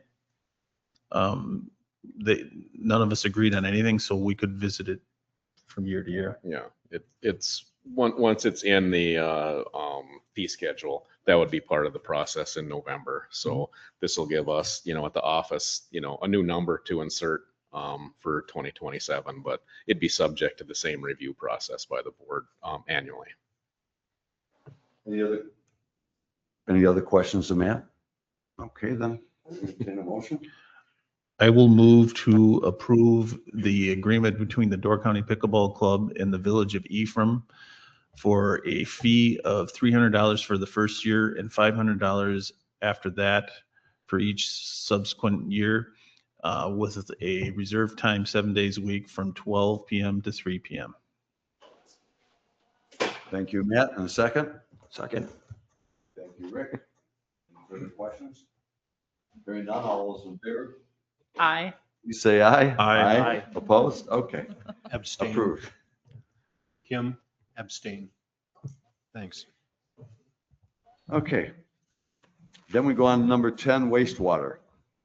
We start off with discussion and consideration regarding the wastewater treatment plant and receiving station roof repair. Karen and Brad, who'd like to tell us a little bit about the roof repair? Okay, the main treatment plant, the roof was redone on that in 2008, and it's holding up fairly well. They did an inspection on it last year. This is basically just following up from that. They were looking at like $4,350 in repairs on the main treatment plant building. So that wouldn't be any changes than in what's currently there. The receiving station building, that roof is the original one yet, and the seams are basically split all the way around the whole roof. So with that snow melt, it was running down all four walls on the insides. Regardless of what we have going on with the other projects, I think this is something that should be looked at to be addressed sooner than later. Mm-hmm. When would you be looking to do this? Yeah, this season, right? Yeah, it would probably be in the next couple of weeks. Oh, pending approval. Okay. And funding? Replacement fund. It's on the replacement fund. Okay. Okay. Questions of Brad of this project? I am not seeing my notes in me. Oh, yes. Okay. So there is within the $4,350 proposal, there's also an additional 250 like remedial proposed. I don't have it in front of me right now. I don't exactly remember what it was for, but just wondering what the decision was made to not do that additional $250 repair at the same time. I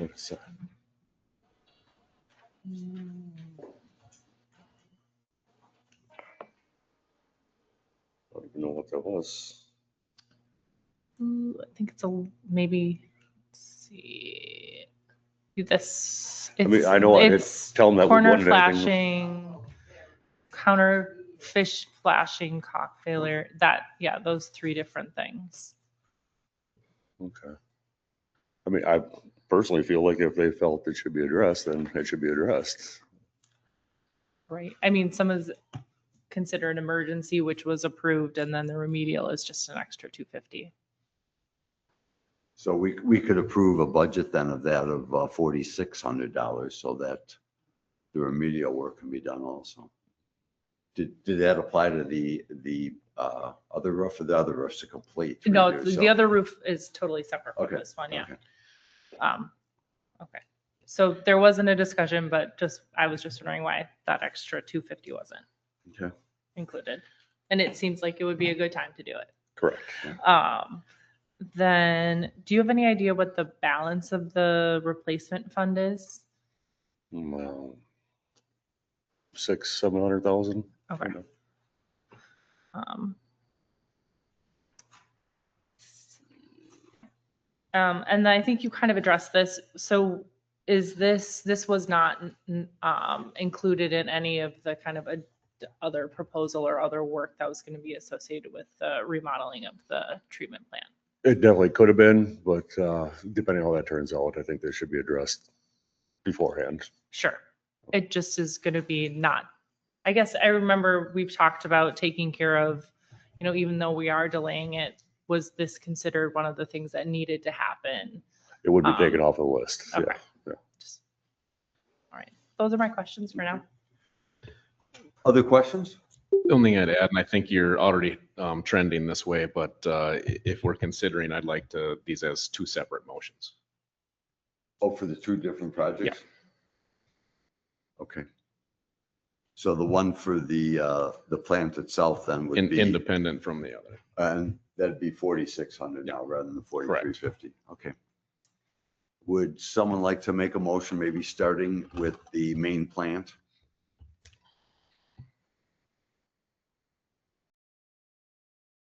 I move to approve the repair of the wastewater treatment plant roof as presented, not to exceed $4,600 from the replacement fund. Okay. And a second? Second. Second. Thank you, Rick. Any further questions? Hearing none, all those in favor, please say aye. Aye. Opposed? Okay, that's approved and you're on a roll. Keep going. All right, I move to approve the furnishing and installment of the new roof system at the, what is the? Receiving station. Receiving station, not to exceed $22,530 from the replacement fund. Okay, thank you. And a second? Second. Thank you, Matt. Any further questions? Hearing none, all those in favor, please say aye. Aye. Aye. Okay, you've got your roofs. All right. Get busy. All right. Okay, staying on 10 wastewater.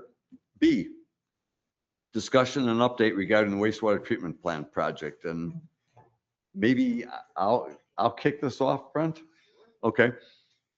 And then we can all kind of join in. But at the last village board meeting, we talked about the wastewater treatment plant project.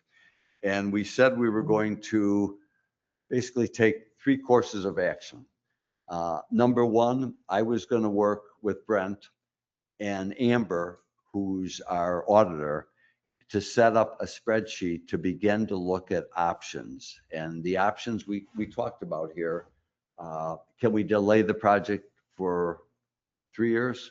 Can we delay it for possibly 5 years? And I know Tony's online, but we've talked to Tony about this to make sure that we could do it without harming the process, and he confirmed that we could.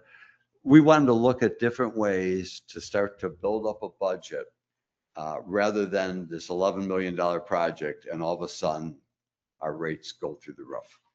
So Amber has developed that spreadsheet. We had a meeting with her online. Has she gotten it to you now? Okay. Not yet. Okay, but anyway, so that's in process. We're going to continue work on that. And then the idea is to come before the board. I'd like to have actually a public hearing, public meeting with the whole village just to focus on the wastewater treatment plant. And, come up with alternatives and what's the best way to tackle this. So everybody's in the know. The second thing we said we were going to do is Brad and Dan, we're going to work with Tony on what I call value engineering. I know they've taken a first cut at it, but they're looking for ways to, without eliminating anything we need, making sure it's all needs and not wants. So they are working on that. And then number 3, the wastewater committee is working on the REUs. And I know they've made a lot of progress working with Kim and the committee. And Karen, I think you told me May is kind of the target. It was, and I don't want to put words in your mouth, but we're getting closer. Right. We hope to have Kim do a presentation in May. Okay, to the committee. So that the committee has a base to work. Right. But I think all these things are intertwined, especially when we figure out how to pay for it. So that kind of brings us up to where I think we are. And Brent, I would ask you if you No, I have anything think, to add. and maybe I've touched on this, whether it was at the board or a wastewater meeting. What in fairness to Kim, she's doing a ton of work. What she's doing is establishing the foundation, similar to Amber, although I think this is more work for sure than what Amber's doing, establishing a structure from which to build an REU system. Wastewater hasn't seen that yet, but ultimately my hope here would be for her to be able to hand off that work to wastewater for them to make changes. And then ultimately we can get to the place where as utility clerk, she can send invoices for bills and collect that and put it into the system. And hopefully it doesn't have to be as hands-on with it, but she's doing a lot of work. But relative to that, it's setting the foundation for wastewater to do their work. So, Yeah, I mean, it's been a long time coming. I understand now that I know more about it. It's a difficult process, but I think we all wanted to have a system that is fair, and we can explain it to people when they come in. So, continue the good work on that. But that's kind of the three topics that we've been approaching. And one of the things that came up in our last discussion with Tony, and I know Tony's online, I see him. We've got a proposal from Tony, and I won't go there yet. That's the next item. But in talking with Tony about time frame, if we were serious about building this thing in 2027, we would have to look at Tony's proposal tonight. We're still, even though 27 seems like a ways away, the phase 2 design has yet to be done. So Tony would have to have time to do that, to apply and so forth. And the discussion I'd like to have tonight, is that reasonable or achievable? And the two things I'd ask you to consider is, if we do submit in 27, we still have the possibility of loan forgiveness. That is still there in 2027. For 2026, we did not get any. We were, several slots down from that, but there would be that possibility. The negative about trying to get it done next year is we'd have to figure out how to pay for it. And there'd be no getting away from a huge increase. So I wanted to talk about how we feel about that, because it sounded, from talking with Tony at the last meeting, he said, if we're going to make this, he needs a contract and he needs to start designing, because, we're already in spring. And so I want to talk about that.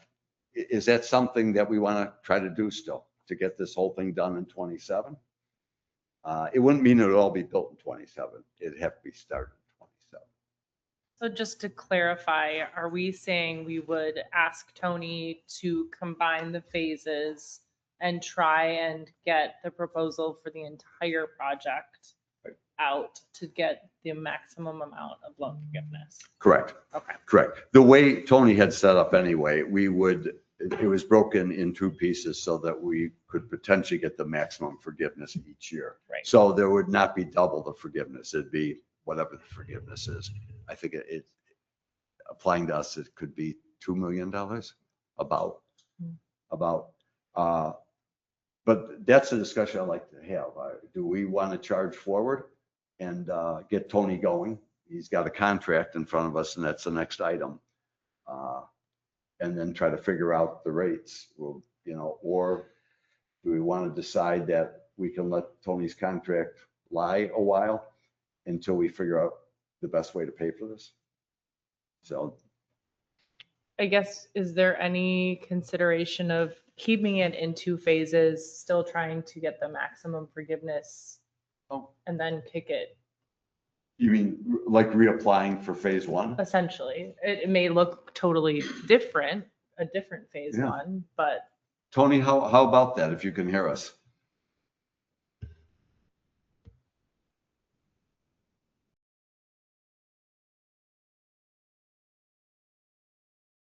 Can you hear me? Yes, go ahead. Um, the challenge with keeping them separated now is the unknown of what's going to be available for principal forgiveness after the state fiscal year 2027 funding cycle, when the bipartisan infrastructure law money finally runs out. The DNR has no crystal ball and no predictions on, what type of principal forgiveness they're going to be able to offer after this pool of money's gone, after the state fiscal year 27 cycle. But I think what Carly was saying is, can we apply for 27 money with, it might be modified, but basically for the phase one again? And because that would maximize our principal forgiveness if we were fortunate enough to get it. You could, yes. Okay. So we wouldn't necessarily then have to approve your contract for phase two. We could proceed with reapplying for phase one? Yes. Okay.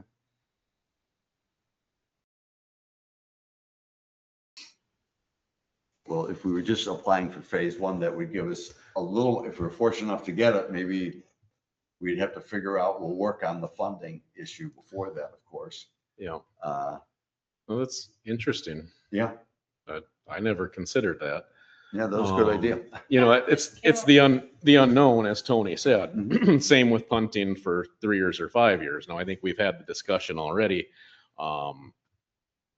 Being the last guaranteed year next year, I don't think anyone is anticipating fewer applicants in the last guaranteed year of funding, but no one has a crystal ball.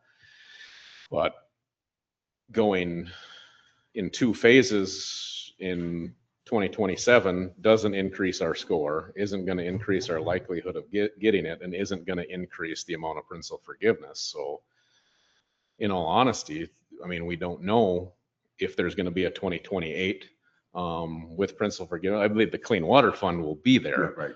That's not going to go away. Right. What those rates will be are subject to change, but there is the possibility there could be money there in 2028. We just don't know. Tony, do you know when that typically, is that part of the next biennial budget? So when would there be any inklings whether or not principal forgiveness is going to be part of a package for, the next 2-year cycle or longer? I would be speculating. I have no idea. It really comes down to the federal government decides to, implement and then pass down to the states.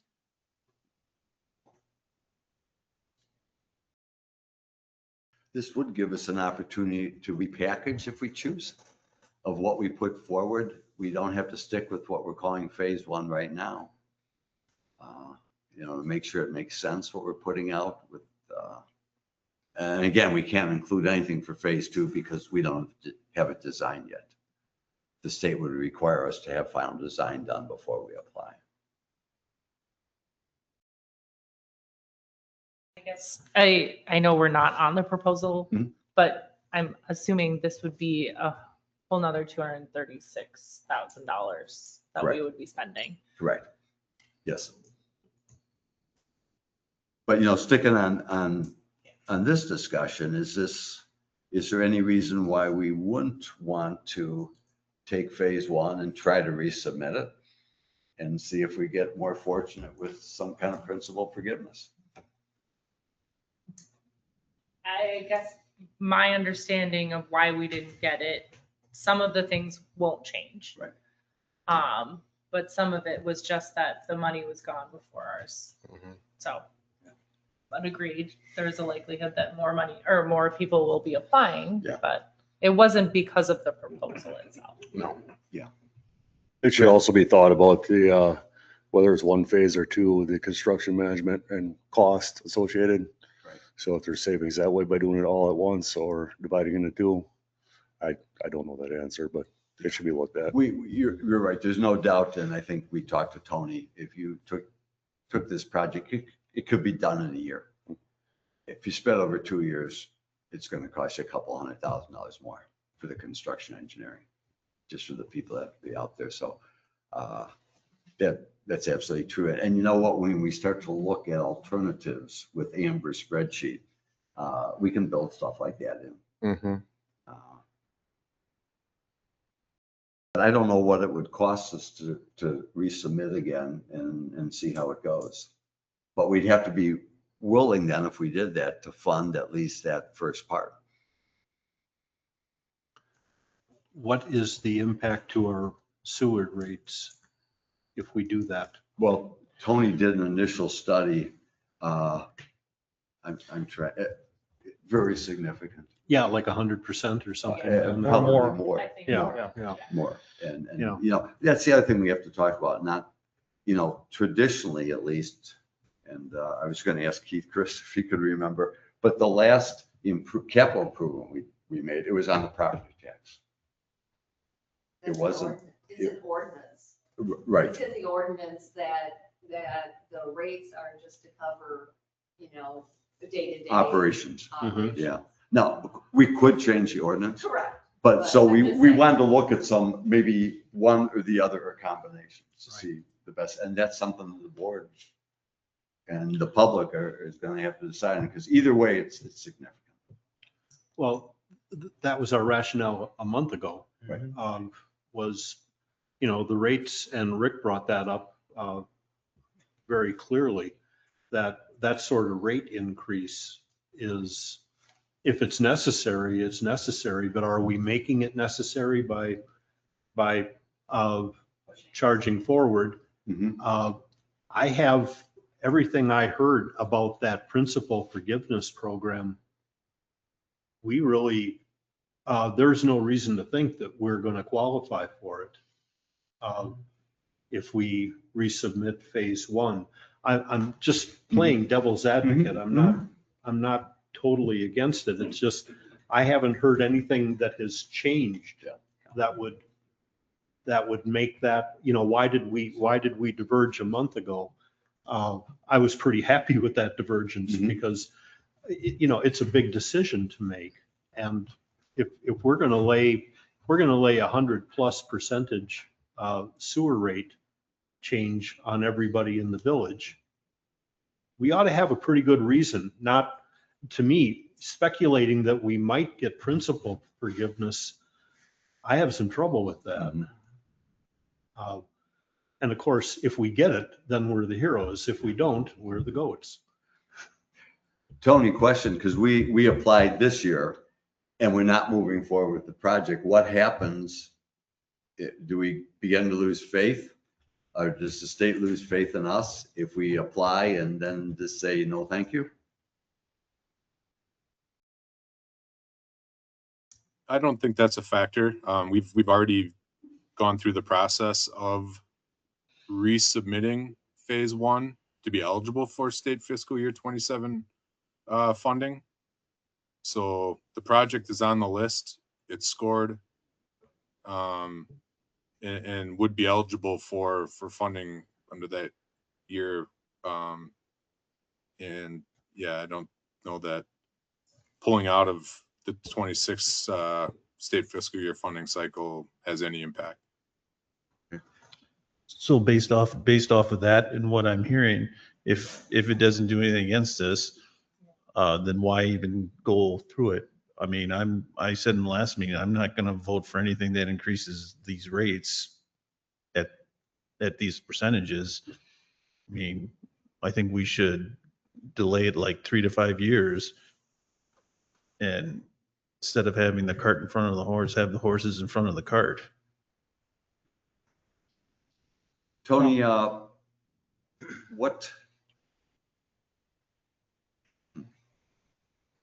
so we could submit and not get principal forgiveness and then just to say, no, thank you, we're going to come back in 3 to 5 years, and nobody seems to feel like we're wasting their time. No, I mean, it's pretty common practice. It happens frequently. I mean, by applying and not accepting, I don't think that changes their opinion of any particular municipality. They're used to it. When would we have to make that decision to apply? The actual application would have to go in at the same time. Plans and specs would need to be resubmitted. And that with that September 30th, 2026 deadline to maintain eligibility for the 27 funding cycle. Okay. Maybe an approach here is let's continue on with the analysis we're doing and funding options. And I hope we can bring this to the public this summer. And then it sounds like we have all the way to September to make that decision of whether or not we want to submit it again. There's too many variables. I mean, we're redoing our REU system. Right. So that's one potential change. We want to make sure that we're, better than revenue neutral. I still think that we need to also factor in, and maybe this is pie in the sky thinking, but I mean, I don't ever want to see another village board in this position without significant money saved. So we should be thinking in terms of what we need to save on top of it. So there's two other potential variables. So I'm not sure that we're in a position to go forward. And that was the whole impetus by delaying it 3 to 5 years anyway. Right. So that we actually have real numbers that we can present the public with. I agree with you. I just wanted to bring it up. If we want to give another shot for principal forgiveness, these are the deadlines. And it sounds like if we're just going to submit the same plan, it's essentially just going through the application process again. Yes, that's what Tony says. So. And we'd have I to think September it to can make happen at that the same decision. time. We can continue to work on these other tasks and see where we are in September to see if it makes any sense. So. Yep. Maybe if by consensus, we kind of agree at this point to work on those 3 tasks, figure out the funding, bring it to the public, get a funding in place, and that'll help us dictate if it's a 3-year or 5-year, what the delay might be. Does that sound reasonable? Yeah, but at this point, definitely deciding to do anything is, we're standing on quicksand. There's nothing, no basis. It'd be nice to figure out how to pay for it before we decide how to That'd be real nice. Yeah. I guess the other thing is just to keep this potential in the back of our minds. I would ask Brad that you look at phase 1 and make sure it is, as Ken mentioned earlier, this is a needs only proposal.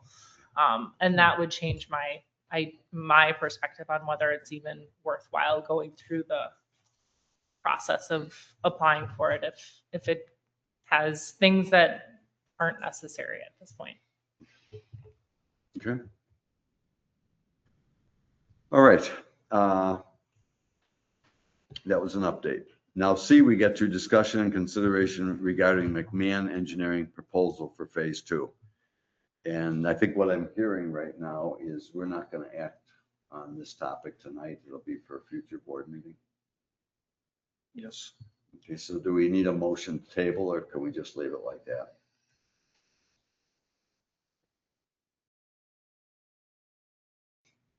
This table infer, I mean, often a tabling is, we'll pick it up in a month or two. Right. No, then that's not what we're inferring. I'd say play it safe and, motion to take no action at this time, something like that. Okay. So I move to take no action on the McMahon Engineering proposal for phase 2 of the wastewater treatment plant. Okay, thank you. And a second? Second. Thank you, Rick. Any further discussion? All those in favor say aye. Aye. Opposed? Okay. And then D, discussion regarding wastewater solar project. I'm looking toward you, but I don't know. how this is gonna go, I'll the start. I presentation. know Bruce is probably going to speak to this too, but I guess a big one, was, questions came up both at there was a recommendation both from wastewater and Green Tier, I believe, to continue pursuing of solar as an independent project, separate from any phase 1, phase 2. I guess some of the discussion at that point also was, okay, if it's not operating under Tony's umbrella with McMahon, then, you know, we're the ones going to be responsible for the timelines, the submittals, the bidding, all of those things. So Bruce put together a meeting with Eland Electric, who does most of the solar installations up here in Northern Door anyway.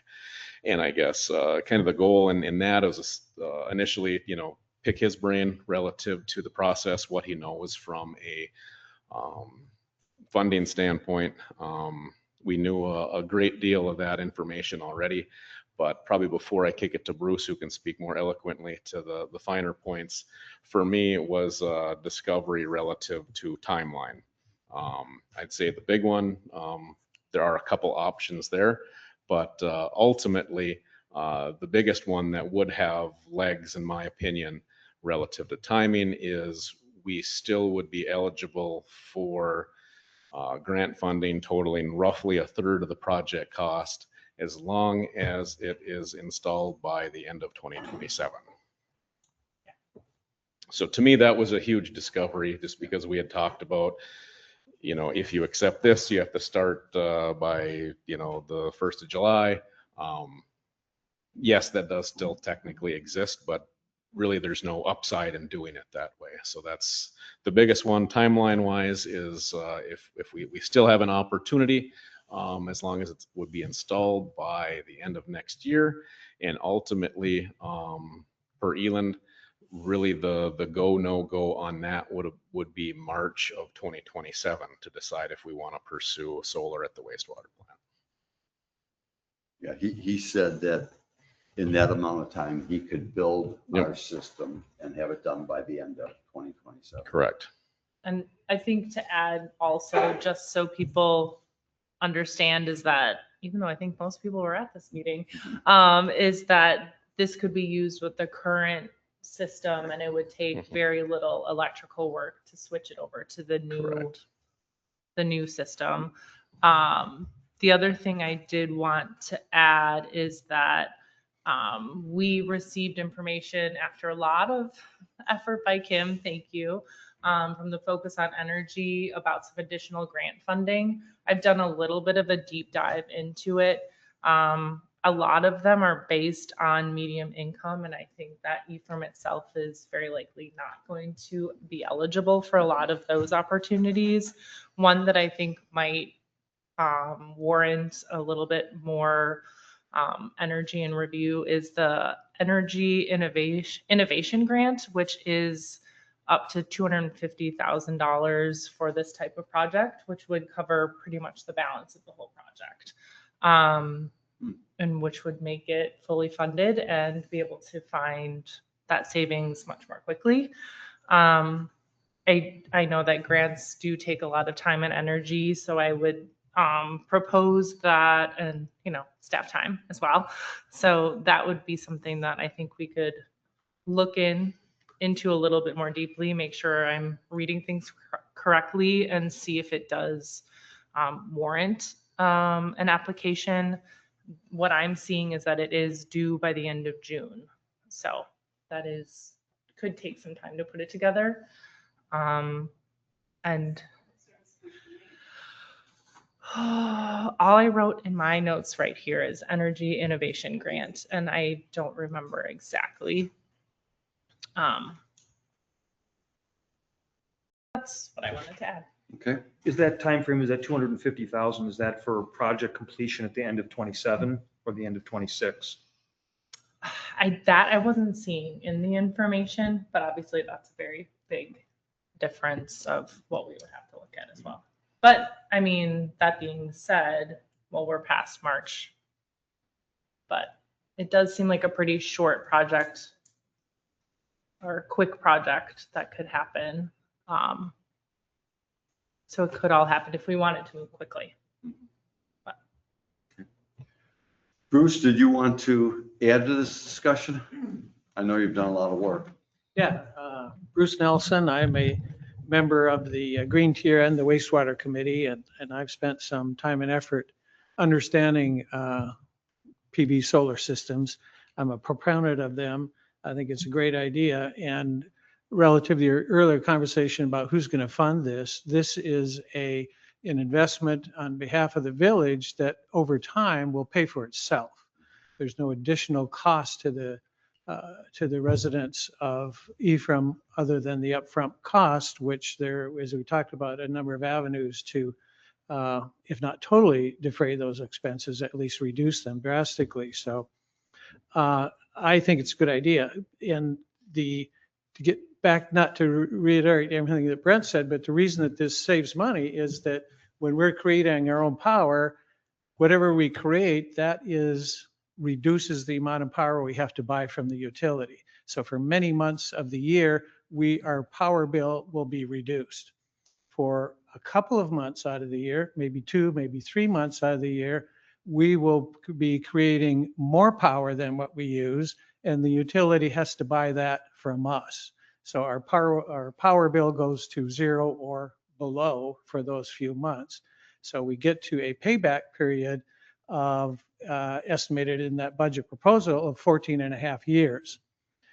And a comment I'll make about that is that that's based on a 1%, based on the assumption of a 1% increase in utility rates, which I think historically that's a very, very conservative rate that we can guess maybe that the utility rates in fact will go up more than 1% a year, and that reduces our payback period by a relative amount. A couple of things that I think are reasons why we should do this other than that, as Brad has told me, the electric power expense is the second largest expense of the wastewater treatment plant, only behind staffing. So it's a big, big part of the budget. We have land that's available, south-facing land, perfect for solar. It's no maintenance required, so there's no additional staff time required to operate this. And as Brent stated, if we do this now before our phase 1 or phase 2 or however that turns out, it will be connected to our existing power feed. And then when that work is done in 2, 3, 5 years, whatever that is, it's a relatively easy changeover to add that to the new power feed of our new treatment plant. Solar panels have a 25-year warranty. So I think this is a long-term investment that we're covered from any kind of warranty or problem issues. I guess the other thing I was going to say, and then if anybody has some questions, I'll try to answer them. But in my review of this, it's a perfect match because our power use is at the wastewater treatment plant is highest in the middle of the summer when our tourists are here and our flow to the treatment plant is at its highest point. That's also when the sun shines the longest part of the day or most of the day. And so we're creating a lot of the power. So not only are we taking care of our maximum usage, but we hope to exceed that power and actually sell some back to the utility. And Brent talked about the grants. The federal grant is a 30% grant of net cost. And as long as it's up and operational by the end of December of 2027, we're eligible for that. Now, the village would have to do a tax return to be eligible for that, but I think our auditors and our attorney can solve that bit of paperwork for us. We've asked that question, how that would work yet. So have you talked to Amber about that? We have not. Okay. So I have to still work out that detail. Well, Bruce, what we're saying tonight with the plant itself and especially the funding side of it that we're struggling with, as we go through this process of figuring out when to build and how to pay, say over the next 6 months, have our meeting and so forth, would it be reasonable to, whether or not we're going to look at grants and so forth, but it doesn't sound like we have to make this decision tonight or in the real near future. It sounds like we could be making this decision 6-8 months from now and still have time to meet the deadline of completing by the end of 27. Our conversations with Eland Electric, who did the budget proposal that we have had a chance to take a look at, his estimation was we would need to make or sign a contract, a GO contract by March of 2027. That would give them adequate time to source the equipment, get it installed, do the paperwork, start it up by December, and therefore we'd be eligible for that 30% grant. Okay, so maybe I would suggest that let's get through this process of figuring out how we're gonna pay for this. And then, like I said, I would hope in the next 6 months, we've got that worked out, and then we can talk about, again, the solar. Right. If that seems reasonable. I have a question. And I'm not remembering kind of the thresholds of when we would have to kind of go out to bid other than just choosing Eland. Is this something that we would have to consider in our timeline as well? Even though Eland does most of the work up here, I would want to make sure that we're taking that into consideration as well. We contracts over $25,000. We have to bid. So we would have to we'd have to put together some kind of bidding documents. Obviously, he probably doesn't want to do that because it would maybe let his ideas out to the general public. So we're going to have to figure out how to put together a biddable package on this thing. Yeah, I'm not sure I have a real definitive answer to No, that, but I I don't think either we'd right have now. to go put together some sort of a request for proposal, advertise it the proper way in all the magazines and whatever, and then see what we get back from proposals. Eland may be one of those, we would hopefully have many, and then we would have, the board would have to look at all these proposals and say, okay, which one do we want to do? And they might not be apples and apples, there might be different equipment as well as different prices. But that's a how do we do that? And We'll have to figure attorney out will how to help do us that. with that. Whether we pay somebody to develop specs, if you will, so that Right. we are getting apples and apples. Otherwise, it'd be kind of hard to evaluate warranties Right. and everything. So we probably need to hire somebody to develop the specs. I don't know what there'd be in the way of plans, but at least almost performance specs. But we can talk about that. Yes. So that has to be part of the timeline too. Right, so you take that March date, back it up. Right. 2 months, 6 months, I don't really know what that number would be, but We should probably we'd have to back it target up. At least the first of the year. I would say certainly by the first of the year, I'd agree with that, maybe earlier.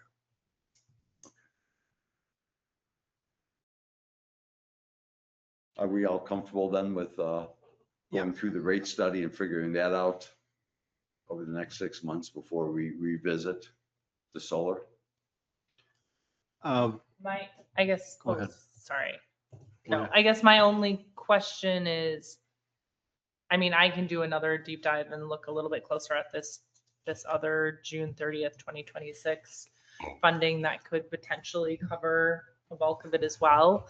And also not exactly sure how the kind of fund forgiveness all works out. Do we have to pay for it first to get the other federal? Okay.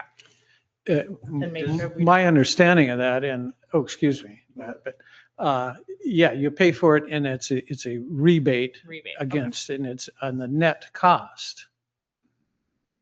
If it costs $400,000 and you get some other grants, it's 30% of that remainder. Right.